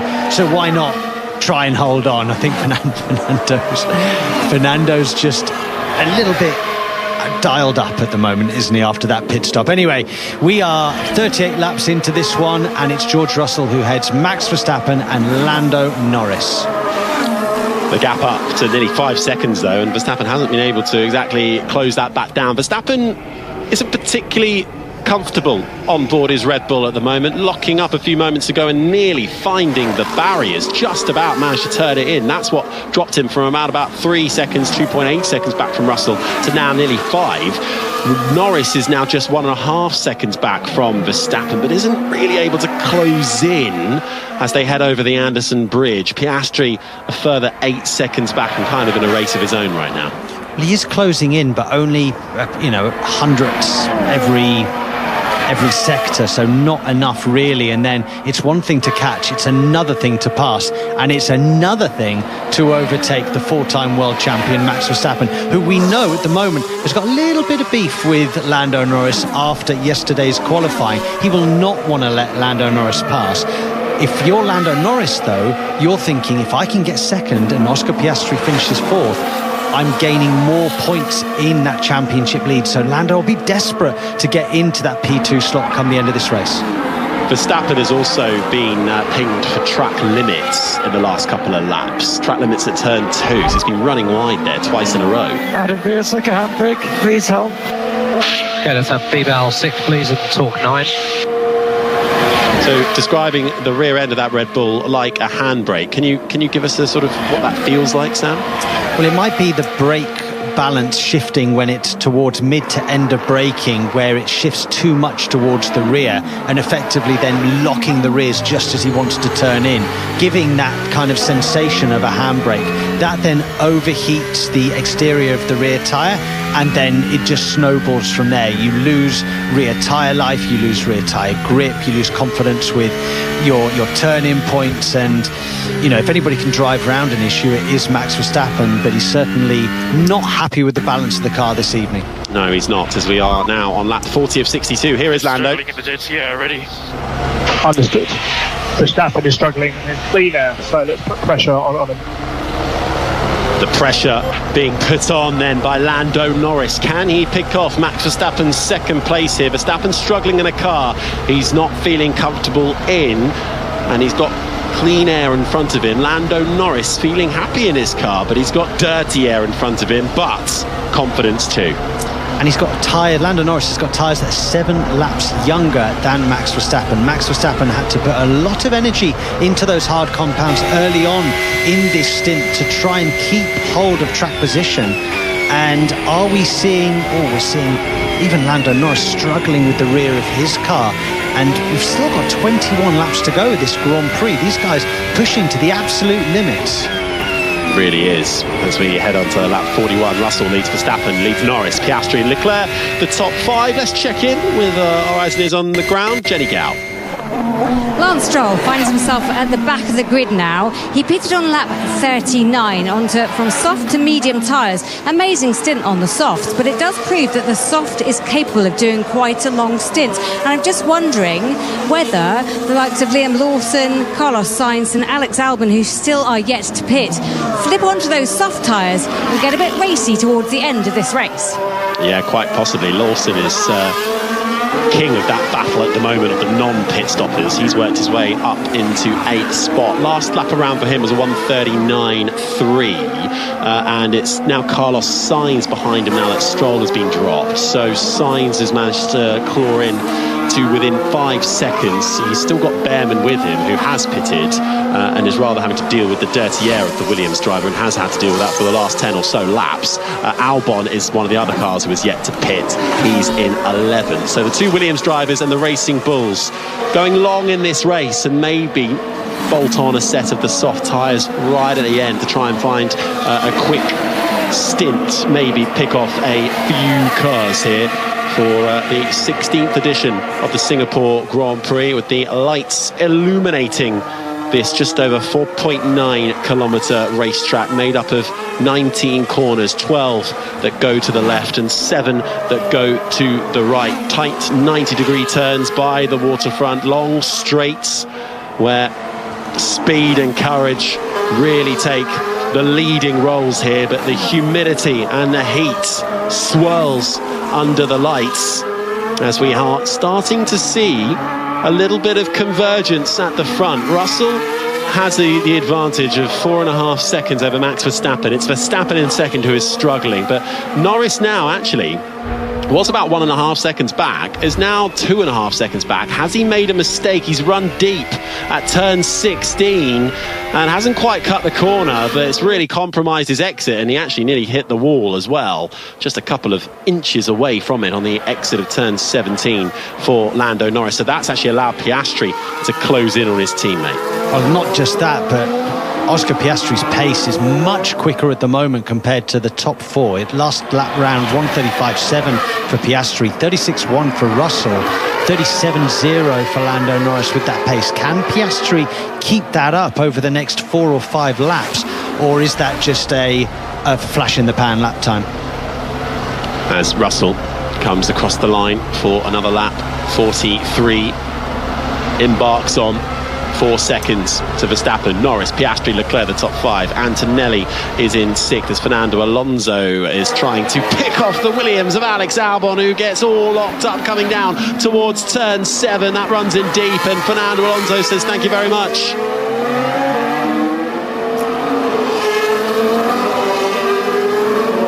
Lap 43 of 62 here under the lights. It's George Russell in the Mercedes. Smooth sailing for the British driver, 4.2 seconds clear ahead of Max Verstappen. The Red Bull driver struggling though, with the two McLaren drivers closing in slowly. Norris ahead of Piastri.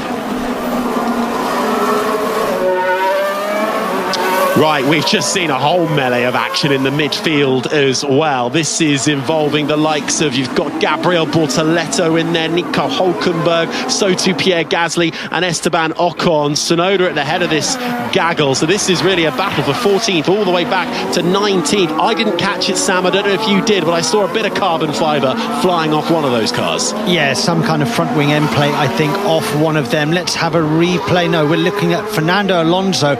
Oh, that's an awful front lockup from Alexander Albon. He's going to be wanting to pit soon, otherwise he's going to need fillings as he pits from 13th place. He needed to do his mandatory pit stop. We're now watching Yuki Tsunoda, who's having another torrid weekend as Colapinto in the...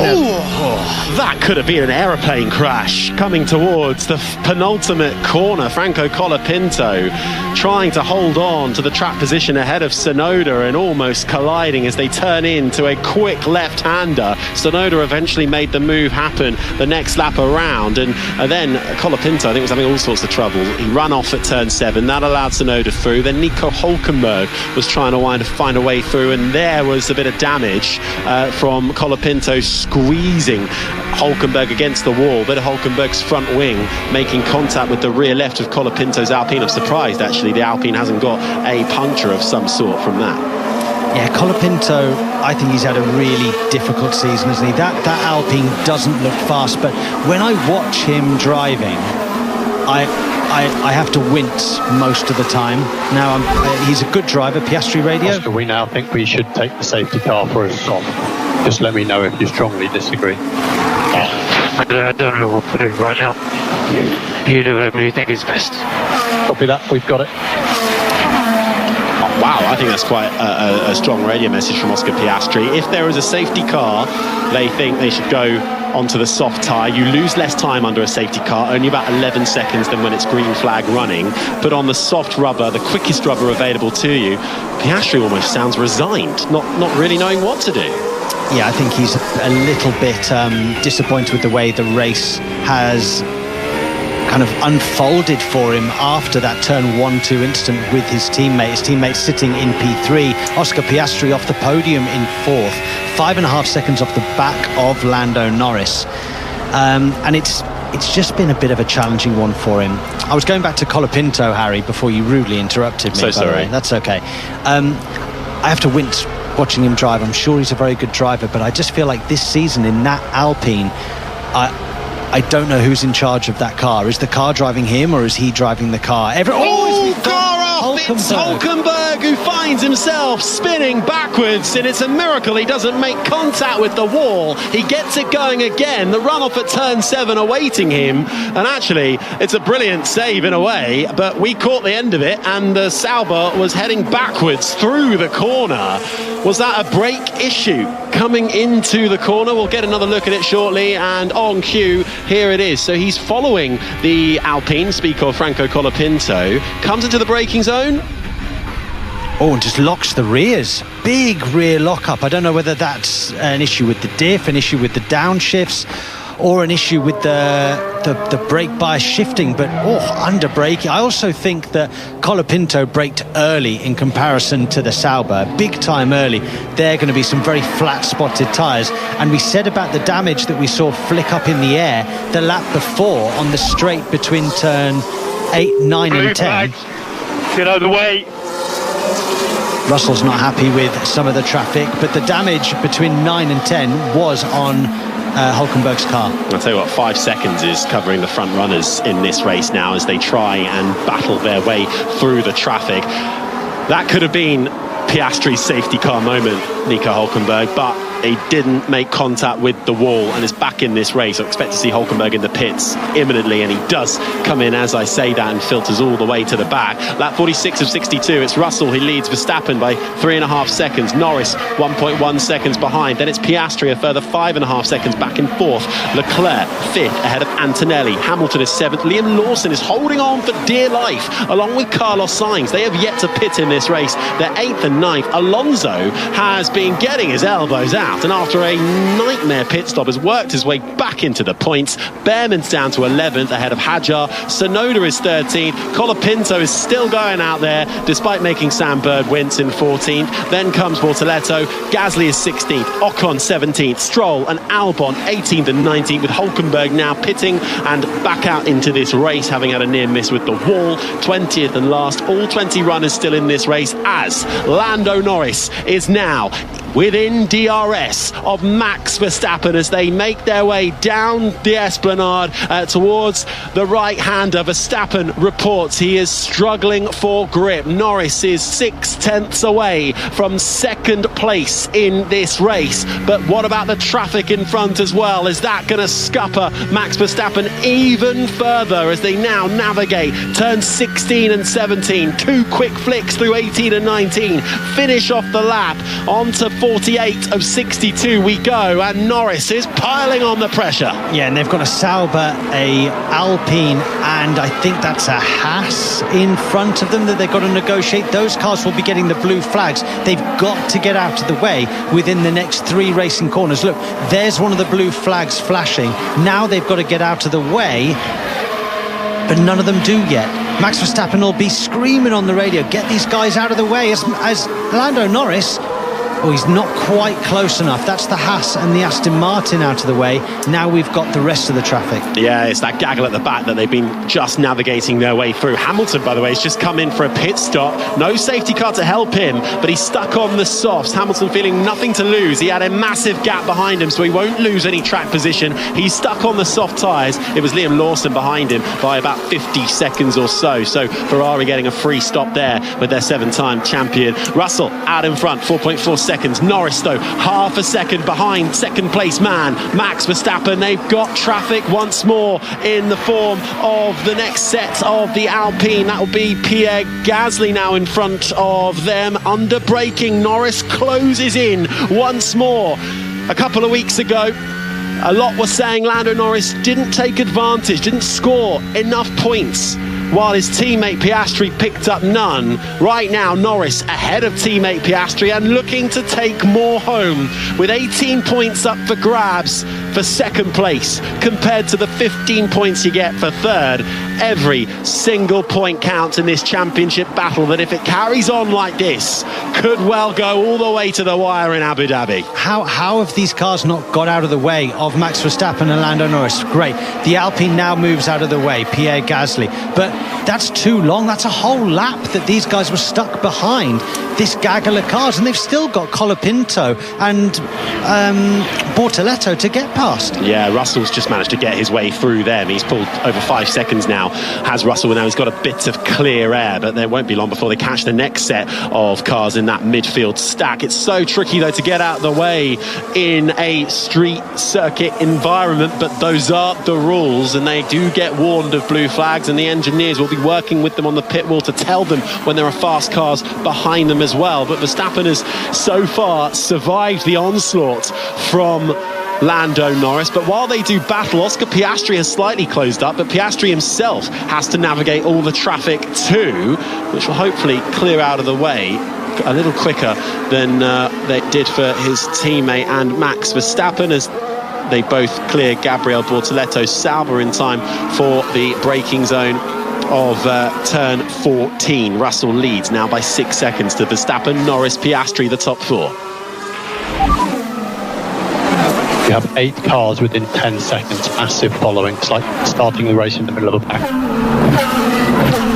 And I don't think that's good news for those who are trying to fight for positions, or those that at least have track advantage for the time being. It could lead to a massive gain for the likes of Norris or Piastri, or could well hinder them massively.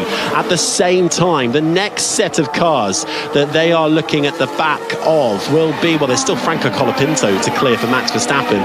Russell is obviously leading this race, and he'll have to then, he's very close to the back of Tsunoda, who is in 13th, and it's really all the way from 8th to 13th. Alonso through to Tsunoda, that will be the next set of cars they have to navigate. They'll have a few corners of clear air, but it won't be long before they have to navigate more traffic. Our top runners here wielding their way through the Singapore streets and the traffic that comes with it. Yeah, that all took way too long, in my opinion. You know, once you've got the blue flags, you need to get out of the way of the leaders, and that took 2 to 3 laps. I'm sure that the stewards might be looking at that at the end of this race and seeing what can we do to improve this. Oh man, this race is so much fun. You have no idea. Oscar, there's a lot of opportunity. There's good points here. Oscar Piastri continuing to sound a little bit resigned and having to be G'd up by his engineer Tom Staller on the pit wall. Last few moments ago, while we've been watching these front-running battles, Lewis Hamilton pitted, put on the soft tyre, came out again in 7th. He had a free pit stop because Liam Lawson was the car behind. Lawson has finally pitted. He's really made those tyres go all the way to 49 laps. So Tsunoda will pit and come out outside of the points. That puts Behrman now up inside the top 10. So that leaves just Carlos Sainz, the 2023 race winner from Singapore, who is the only man yet to pit. Started this race down in 18th position, having been disqualified from qualifying for a technical infringement on both Williams cars. Still running in 9th, still keeping Behrman behind. Lewis Hamilton with the fastest lap of the race on the last lap. About 2.5 seconds quicker than everybody else out there on that soft set. Okay, lap 50 of 62. Half a second the gap still between Max Verstappen, who was being hunted down by Lando Norris. I'll remember this, Max Verstappen saying after qualifying yesterday, feeling that he was impeded by Lando Norris and prevented from setting pole position. Those two friends off the track, but on it, fighting for every scrap of asphalt they can as they head into the middle sector. It's Verstappen who still leads Norris. Piastri 5.5 seconds back, so closing slightly, but Piastri just still slightly detached. Yeah, Max Verstappen just making sure his exits are clean at the moment. Watch where he turns in. He's sort of V'ing the corner a little bit more than Lando, who's able to carry a little bit more minimum speed, but Max getting slightly better exits, which is important and imperative if you're going to stay ahead on this street circuit with some long straights. Okay, as they continue to do battle, let's check in down on the ground. Jenny Gow. You heard Piastri's not happy in the car. Neither, I think, is his manager, Mark Webber, former racing driver and F1 driver. I just walked past him going to get some water for myself, and he had a face of thunder, and I tried to make eye contact with him. He wasn't looking my way at all. In fact, quite the opposite, looking the other way. Looking at the race and see where Oscar Piastri is. He's in 4th if he needs reminding, but he won't be happy about it, as Jenny mentions there. Strong words. There'll be a in-depth debrief after this race as to how, seems like a lifetime ago now, that lap 1, turn 3 incident between the two McLaren drivers. The first time we've seen tensions properly flare between the two, an actual racing contact made. Norris was the sufferer of damage as a result of that. His front wing, the left end plate, still hangs off that McLaren car, but is holding on for dear life. But it was Piastri who suffered from losing positions there and has never really recovered, and it's the first time that Piastri's demeanour has really started to take a dip noticeably on the team radio, at least. So it'll be interesting to hear from him afterwards. He'll be disappointed that he's not yet involved in this battle for second place. Norris looking to try and take a few more points off of not only Verstappen but Piastri as well. Right now, if it ends like this, the gap would be 22 points between Oscar Piastri, who will continue to lead the championship, and Lando Norris. Max Verstappen would be 41 points behind in 3rd. So Verstappen knows how important it is to finish ahead as we start lap 52 once more. Still no overtaking being done by the McLaren of Norris. He'll get the aid of DRS, but it's not helping him down to turn 1. No, Yuki Tsunoda's just been lapped by the race leader. And Harry, I mean, it's not good enough, is it, from Yuki Tsunoda and that side of the garage at Red Bull to be lapped in a car where your teammate is fighting at the moment and currently in second place. Max Verstappen will be soon to lap his teammate. Do you think that they're going to be making a change soon, or is that a pod question? It's a pod question, but I mean, I'd like to hear from Tsunoda. You never quite know what's going on somebody's car, but having seen a few glimmers of light in the last race in Baku, ultimately this has proven to be a bit of a nightmare for the Japanese driver, and to be lapped by his teammate who is battling for a podium while Tsunoda is currently down actually just outside the points in 11th, so looking to try and nick off 10th place, but was towards the back a lot of the time. There'll be further questions. I think he'll hang on to the end of this year, but that question continues to roll over Yuki Tsunoda's future, and indeed how the Red Bull driver lineups will stand, who will be alongside Max Verstappen and who will form their sister team at Racing Bulls. That's currently occupied by Isaac Hadjar, who despite engine issues is inside the top 10 and ahead of Tsunoda, and Liam Lawson, who was running inside the top 10, had a couple of crashes so far this weekend. He's pitted after running very, very long into this race on the medium tyre. He's now stuck on the softs and he's fallen down to 19th place, so it's not quite run out for them.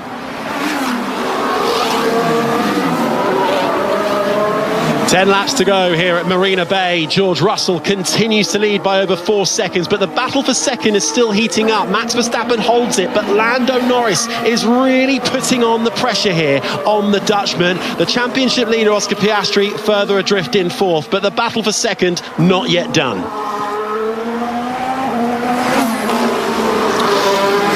And Max Verstappen, first time he's had to move to the inside to defend from Lando Norris, making their way to the left-hander of turn 7. First time Norris has really been able to have a proper bite at the Dutchman, but Max Verstappen defends as they now make their way through the left-hander of 9, down towards the short straight, before you're greeted by turn 10. Ahead of them is traffic. Ahead of them is the second Red Bull of Yuki Tsunoda and the Racing Bulls of Isaac Hadjar. Now, the sceptical in me is thinking, well, there's a lot of Red Bull drivers ahead of that McLaren driver right now, but where they will be getting blue flags, and you have to abide by the rules in Formula One, or you're going to be given a penalty. Max is starting to struggle now on these tyres big time. He's been complaining all race, but just on that last couple of corners, he's started to miss a few apexes. Nice and clean through turn 14, so a good exit. Lando Norris won't be having a look into 16-17. Yuki Tsunoda jumps out of the way to help his teammate. So we now watch a replay of Lando Norris. DRS is effective, and it was a long lunge around the outside to try and put Max Verstappen off. But so far, all okay, and we can breathe again. And breathe. This could all end in tears, or it could end with relief for Max Verstappen holding on to second spot as they do battle. George Russell just cruising out in front, making his apexes, taking the racing line, managing the traffic. It's been a superb race from the British driver, who is looking to take his second win of the season. One in Canada earlier on this year. The Mercedes hasn't been there to be a regular contender, but Mercedes and Russell running well in Singapore. Bortoletto ahead is on 40 lap old parts. Yeah, my mediums feel like 100 lap old. So Lance Stroll is not really happy with his supposedly younger set of medium tyres, but feeling like they have absolutely no grip for him. He's down in 15th. Bortoletto's ahead in 14th. He's just been picked off by Carlos Sainz, who was another one of the runners leaving it late to pit. He's stuck on the soft tyre and is now up to 13th. Colapinto is ahead of him and under pressure, actually, the 12th spot. 54 laps complete of 62. Verstappen is second, 5.7 seconds back from George Russell. Norris third still. He's just dropped back slightly on this lap. Piastri now, though, within 3 seconds of his teammate. Yeah, I've been keeping an eye on that, and Max Verstappen's pace is such that they're working their way backwards towards Oscar Piastri. Oscar Piastri is now at the fight for a podium this evening yet, with a handful of laps to go. If Verstappen keeps on defending from Lando Norris, can Oscar Piastri pick up the pieces?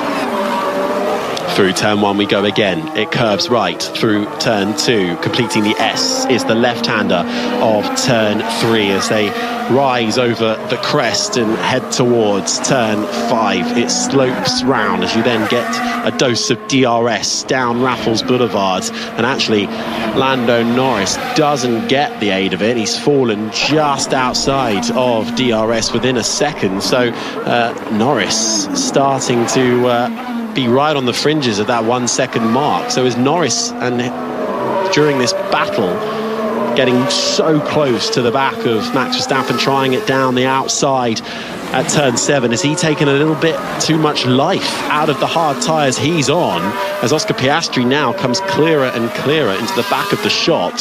3 seconds back from Norris is Piastri. I don't know, I think this battle could be on again if Piastri can close in. We're on lap 55 of 62. Last lap around for Verstappen, a 1:36.5. Lando Norris a 1:36.6. Piastri a 1:36.9. Situation is clear on Max and Norris. Yeah, thank you. In other words, maybe don't jump out of the way of Norris, but definitely jump out of the way of what is probably your future teammate in Max Verstappen. Meanwhile, Harry, Lewis Hamilton is charging up to the back of Charles Leclerc, who is only 1.3 seconds off the back of Antonelli. So Hamilton's strategy going to the soft has enabled him to potentially get a 5th place out of this race. Let's see how that one plays out. Bit of recovery maybe for Lewis Hamilton, who lost positions on the opening lap, started this Grand Prix in 6th place, actually out-qualified Leclerc for the first time since Silverstone. Starts outside the top 5 for this race, though, for the first time ever, trying to claw his way back in it, as he now gets to within a second of his Ferrari teammates. And he's passed him, Harry, he's passed him. But that looks rather easy for Lewis Hamilton. I think Ferrari have got on the blower to Leclerc, said, look, Hamilton's on the softs, let's let him have a go at Kimi Antonelli, and that's exactly what Charles Leclerc did. Good strategy there, I think, from Ferrari to try and gain that position on the young Italian.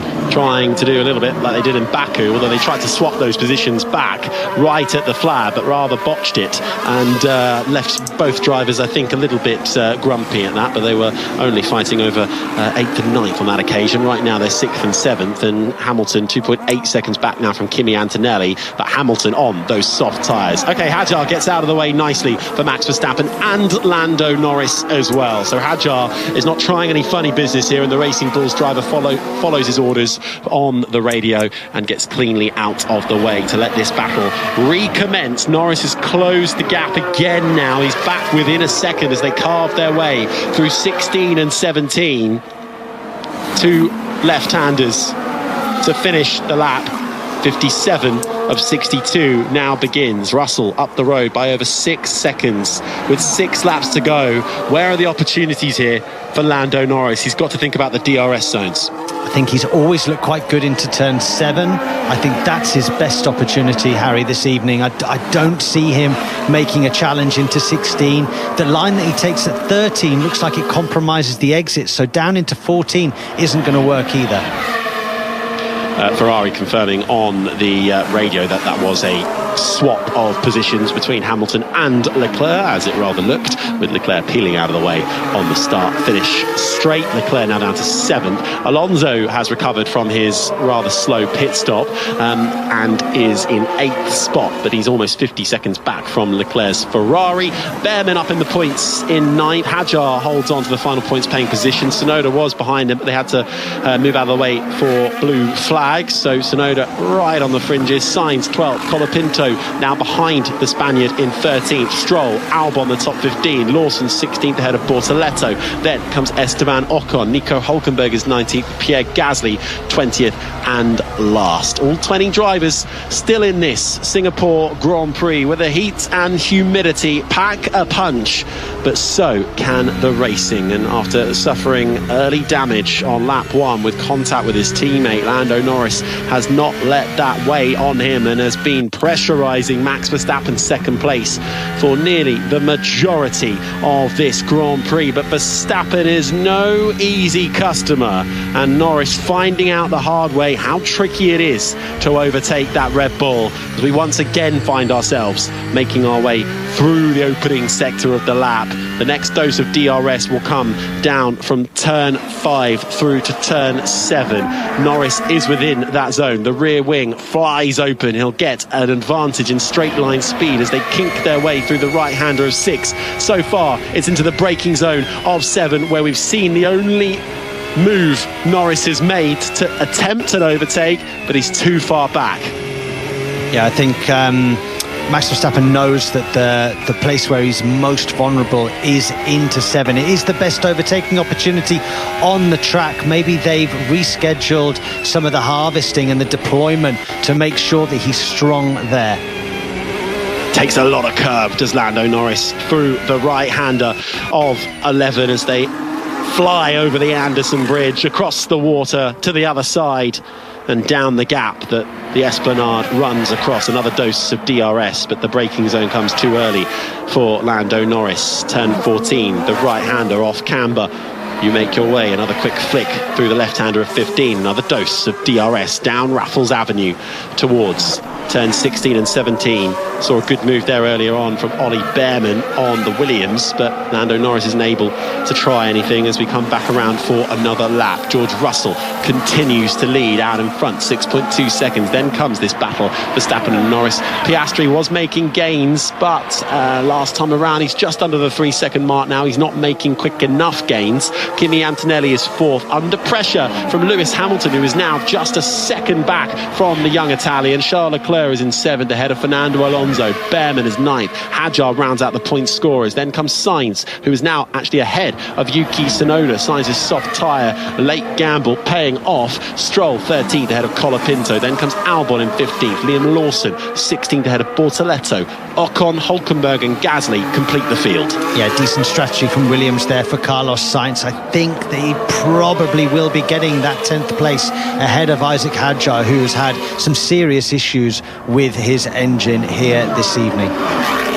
Right now, McLaren on course to take the Constructors' title under the lights here in Singapore, to make it 10 times world champions for the Woking squad.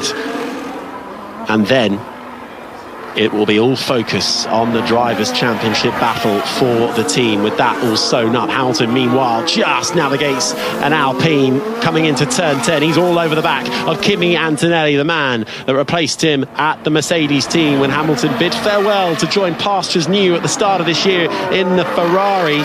Antonelli, just 19 years old, feeling the pressure from the 40-year-old 7-time champion behind him, with 3 laps to go as they fight over 5th place. Lap 60 of 62 begins, and Piastri closing in on Norris, 2.5 seconds now. Norris still 0.6 back from Max Verstappen, who sits in 2nd. George Russell, almost forget about him in this race. He's doing such a good job. He's doing a stunning job. Lewis Hamilton just went deep and long into turn 16 and had to use the inside of 17, so lost a lot of ground. He's not going to be within DRS now of Kimi Antonelli. In fact, he's 2.5 seconds adrift as he crosses the line with only 2 laps to go. It looks as if Kimi Antonelli could have done enough now to hold on to that 5th place. Yeah, just fallen back a little bit, hasn't he, Lewis Hamilton? Hadjar has just been overtaken by Carlos Sainz, who's done a sterling job to work his way up into the points, having started 18th. Hamilton reports he's lost his brakes, so that might explain why he ran deep while chasing Kimi Antonelli. Has it all come undone for Lewis Hamilton in the closing stages of this Singapore Grand Prix?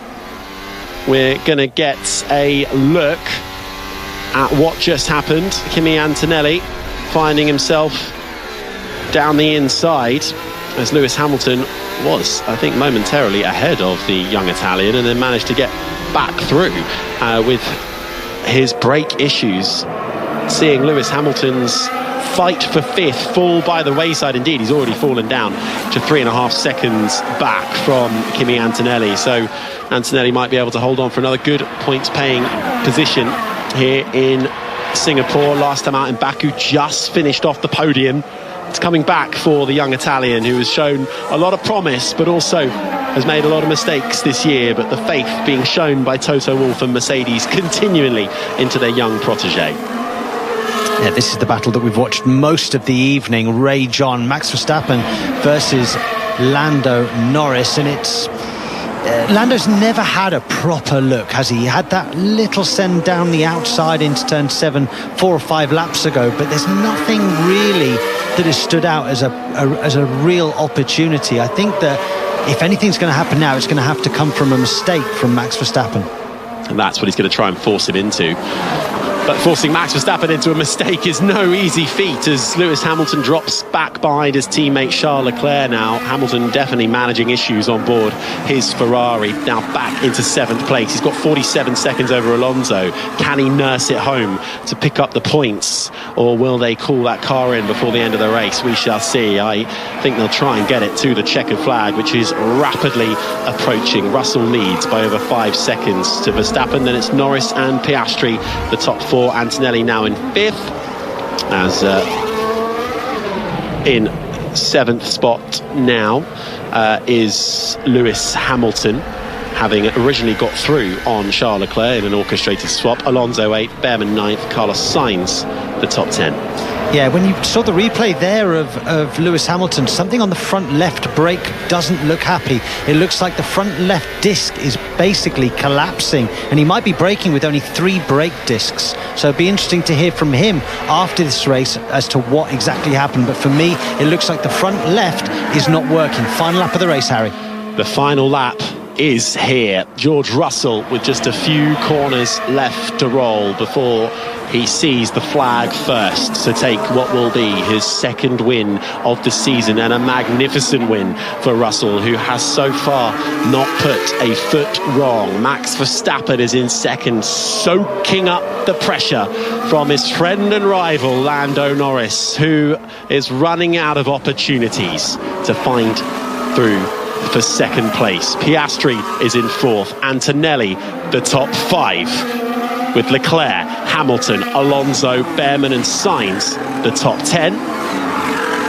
Hadjar is 11th. Then comes Tsunoda, Stroll, Albon, Lawson the top 15. Lap 62 of 62. We're on to the final lap. George Russell is looking set for a magnificent win here. He has yet to put a foot wrong, with just a couple of corners left to run for George Russell. He will see the checkered flag first round the final corner for Russell, who wins the Singapore Grand Prix, his 2nd win of the season. Max Verstappen holds off the pressure from Norris to take home 2nd, Norris 3rd, Piastri 4th, and with it, McLaren become 10-time world champions. They have won the Constructors' title. It's a magnificent day for McLaren, but a long debrief as to how their drivers have performed in this race. And George Russell, though, will be the happiest of them all, winner in Singapore.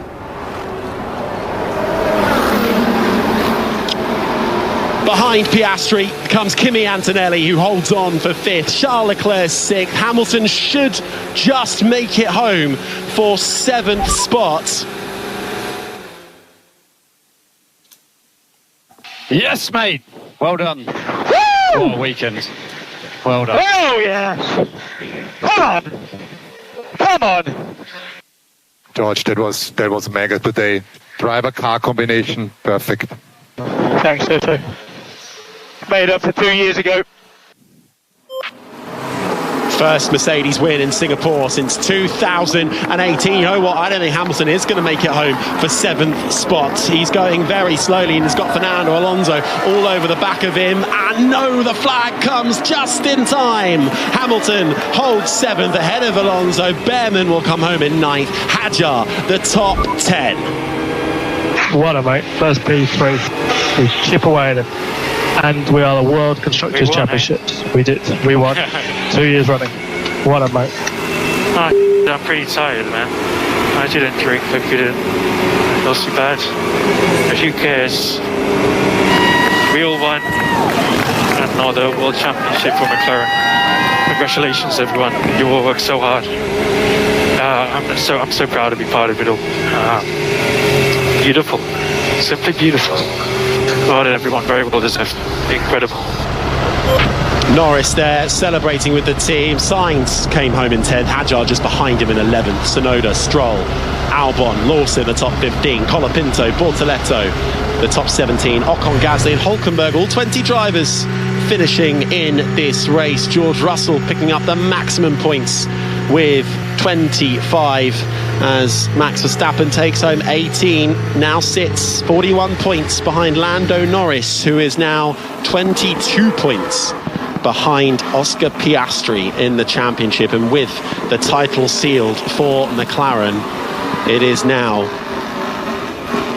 all guns blazing for the two McLaren drivers in this title fight. But a word, Sam Bird, on George Russell and a simply superb drive. Dominant, nearly perfect, wasn't it? I mean, as perfect as you can get from a weekend. Pole position, pretty much led every lap and looked unstoppable out front.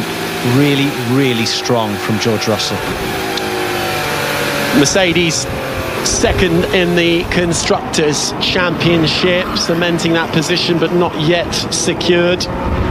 Not able to take the fight to McLaren, who really flew out of the blocks at the start of the year as the fireworks erupt over Marina Bay, already lit up by 1,600 lights as they finally peel into Parc Fermé, and they can be seen by Jenny. And George Russell makes it down towards a little ramp that they've built and a neon screen that says Victory Russell, and he pulls up his car. Pride of place, and I can't wait to see how excited he is. He was seeming quite emotional, certainly really enjoyed that pole position yesterday, but this will feel so sweet. George Russell takes off the steering wheel, stands up. I mean, it's a really hard race. He pulls himself out of the car. There's not much energy left, but he stands on top of it with a steering wheel in one hand and a gloved hand and a fist, and he jumps down, he finds some energy and leaps into his engineers who are waiting just by the car. This is pretty special. The fireworks go off ablaze above him, his neon blue helmet just reflecting all of the photographers' camera glares, and he said mega. He is so happy. Lando Norris just walked past him, congratulates him. Just wonder if he's going to say anything else, but he's just walking past him to the scales. And George has still got the steering wheel in his hand. He needs to put it back in the car. That's the rules. He's just standing next to his Mercedes. Then he turns, fist bumps, and does that very iconic stance that he does on the opening titles of F1. He shakes hands with his mechanic. And then as the fireworks turn from red to orange to all sorts of colours here at the Marina Bay, it's a stunning fireworks display, akin to New Year's Eve. But George Russell must be feeling on top of the world right now. Absolutely, Jenny. What scenes in Singapore. And while there will be a lot to discuss, that fight between Verstappen and Norris, the dynamic now between Norris and Piastri, McLaren's feat in sealing the Constructors' title, we have to give the airtime to George Russell still, because I think that wasn't just a mighty win, that has underlined what a mighty season he's been having. He sits fourth in the Drivers' Championship. A car has been delivered for him this year that wasn't capable of winning consistently, is not in the championship hunt. And when continued discussions come around, when the build-up at least to George Russell not exactly being handed a contract straight away, yes, we know they're working on the finer details now, but Russell is really stepping up to the plate. In the wake of Lewis Hamilton leaving that team, Russell has stepped up and he is leading that team into the future. He's become a very good leader, hasn't he? Very, very good leader. So I think that he can... Sorry, Harry. I think he can basically ask for what he wants at the moment with regards to what he requires from Toto Wolff, from Mercedes. Job well done from George. Driver of the day went to Fernando Alonso, by the way, apparently, which I quite enjoy. Most sarcastic ever, as we see Andrea Stella and Zach Brown, the team principal and the CEO of McLaren, coming over to hug Lando and give a well-done handshake to George Russell, who just has to sit down and catch his breath. But tell you what, that's enough of us. You want to hear from our racers, and they're speaking with the 2009 champion, Jenson Button. Congratulations, Zach, Andrea, and the whole of the McLaren team. You've just won the 2025 Constructors' Championship. Pretty awesome. Unbelievable team here, unbelievable team back at the factory. All the men and women have done such an awesome job. The leadership that Andrea has provided to this race team, the whole leadership team, our owners, our shareholders, it's such a team effort, and pretty awesome to go back to back. It's been a while since we've done it.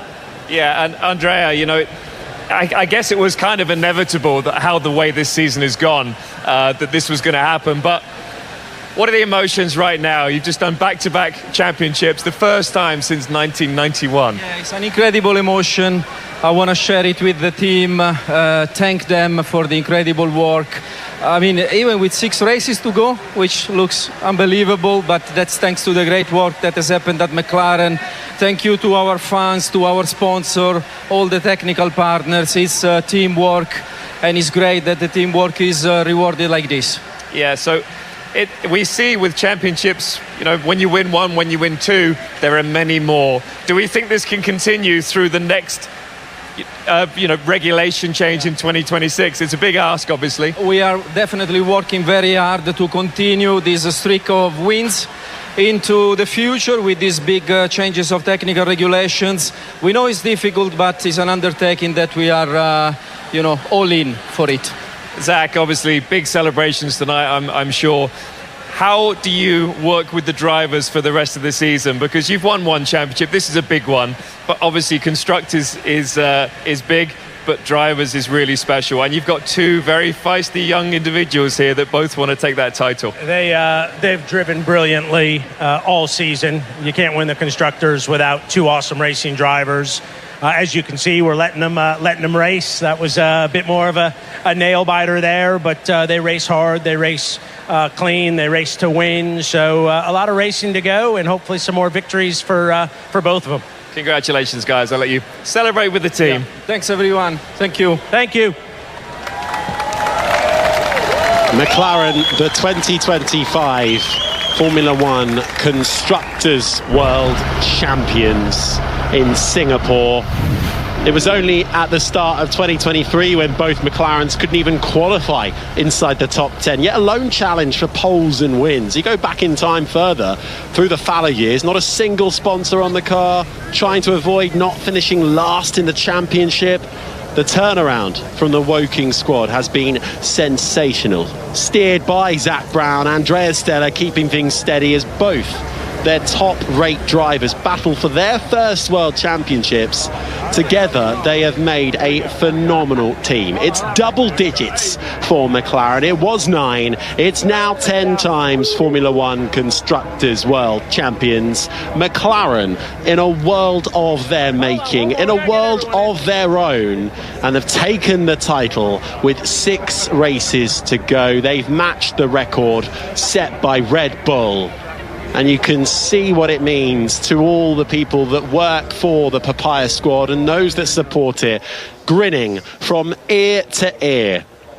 But will there be a slight tinge in the driver debrief later tonight in amongst the celebrations? Will there even be one until next week, with contact between the 2 drivers in lap 1? We can hear from our top 3 now. They're going to be speaking once again to the 2009 world champion Jenson Button. George, you've just won the Singapore Grand Prix. How's it feeling? Yeah, it feels amazing, especially after what happened a couple of years ago. That was a bit of a missed opportunity, but we more than made up for it today. And just so grateful for the team. They did an amazing job this whole weekend.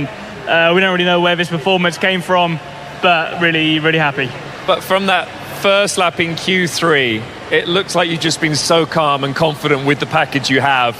And the same in the race. From the first lap to the end, it looked very, very controlled. Yeah, I mean, Friday was a really tough day for me for many different reasons, and I wasn't feeling comfortable. But by the time I got to Q3, I felt great in the car, and that's when it matters. And obviously I was a bit nervous at the beginning when I saw Max on the soft, but that first stint was great from us and extended the gap. Great. Max, you started on the soft. It looked like you were trying to get that jump on George. It didn't quite work out for you. And then it looked like quite a kind of a frustrating race for you, quite vocal on the radio. Yeah, the track only just got dry, and starting on the dirty side of the grid, we just opted to try something different, because normally if you just cross or pass turn one, you just stay there without anything crazy. So we tried. It didn't really work out. So then the first stint was always about just surviving on the tires, trying to make it long enough to then pit for the hard tire. I think that worked out, but unfortunately I think the whole race was quite difficult, more difficult than I hoped for a lot of different reasons, let's say like that. So a few things that we need to understand why these things went wrong today. But even then, around here, even if you have more pace, let's say like that, you can't pass without anything crazy happening. So I think for us, second was then the maximum result. Great, awesome. Lando, how are you feeling, first of all? Because I know that this week's not been the easiest for you physically. Yeah, not too bad. Not too bad. I could go again. I mean, it was a tough race. Max didn't make any mistakes, whether I was feeling good or not. I gave it my all today and got close. A few chances where we were side by side and some good little bits of battling. But like they said, just too difficult to overtake, which is a shame because the pace was very strong today. And I would have loved to have tried to catch George and given him a little bit more pressure, So I'm happy with today. I got forward 2 positions. We won as a team, the constructors once again, so I'm most happy about that. You said you got close to Max. You actually got very close to Max in turn 3 and your teammate. What's your read on T3 of lap 1? Yeah, I mean, it was slippery, it was so wet in a lot of places. But it's racing, and I put it on the inside. I had a small correction, but nothing more than that. Was good racing, and like I said, I wish I could have given it a little bit more. I wish there was a few more overtaking opportunities today, but I feel like I did everything I could today, and I'm happy with that. Congratulations. Thank you, George, I'll finish with you. Obviously a fantastic weekend. Do you feel that this is a balance of a car that works for you, that you can take on to Austin? I mean, I said it yesterday, if I were to make a list of all the races I thought we could win at this year, this would probably be right at the bottom. So I think we need to sit down tomorrow and Tuesday to sort of understand why the performance was so good. I hope we can carry this through to the rest of the season, but I think realistically, Lando looked incredibly fast. He was within a second of Max the whole race, and around this circuit, that's not easy. So we'll take the performance for today, celebrate it, and won't think too much about Austin yet. Great. Congratulations, guys. I'll let you go and get a drink. Cheers. Your top 3 from the Singapore Grand Prix, won by the Mercedes of George Russell. Max Verstappen in second, with Lando Norris in third. Oscar Piastri holds on to the championship lead. His gap now just 22 points ahead of Lando Norris, but with this result, McLaren have become 10 times Constructors' World Champions. As the track invasion begins, myself, Sam Bird, Jenny Gow, the team are going to be analysing everything we've just seen from Singapore. You can hear that on BBC Sounds later on today on the Checkered Flag podcast, so do have a look out for that. But for the time being, there's more live sport to come now on 5 Sports Extra as we join Dave Edwards and John Bennett watching Aston Villa against Burnley in the Premier League. Thank you very much. Yes, welcome to Villa Park, where the home fans are happy because Donyell Marlin's goal after a lovely through ball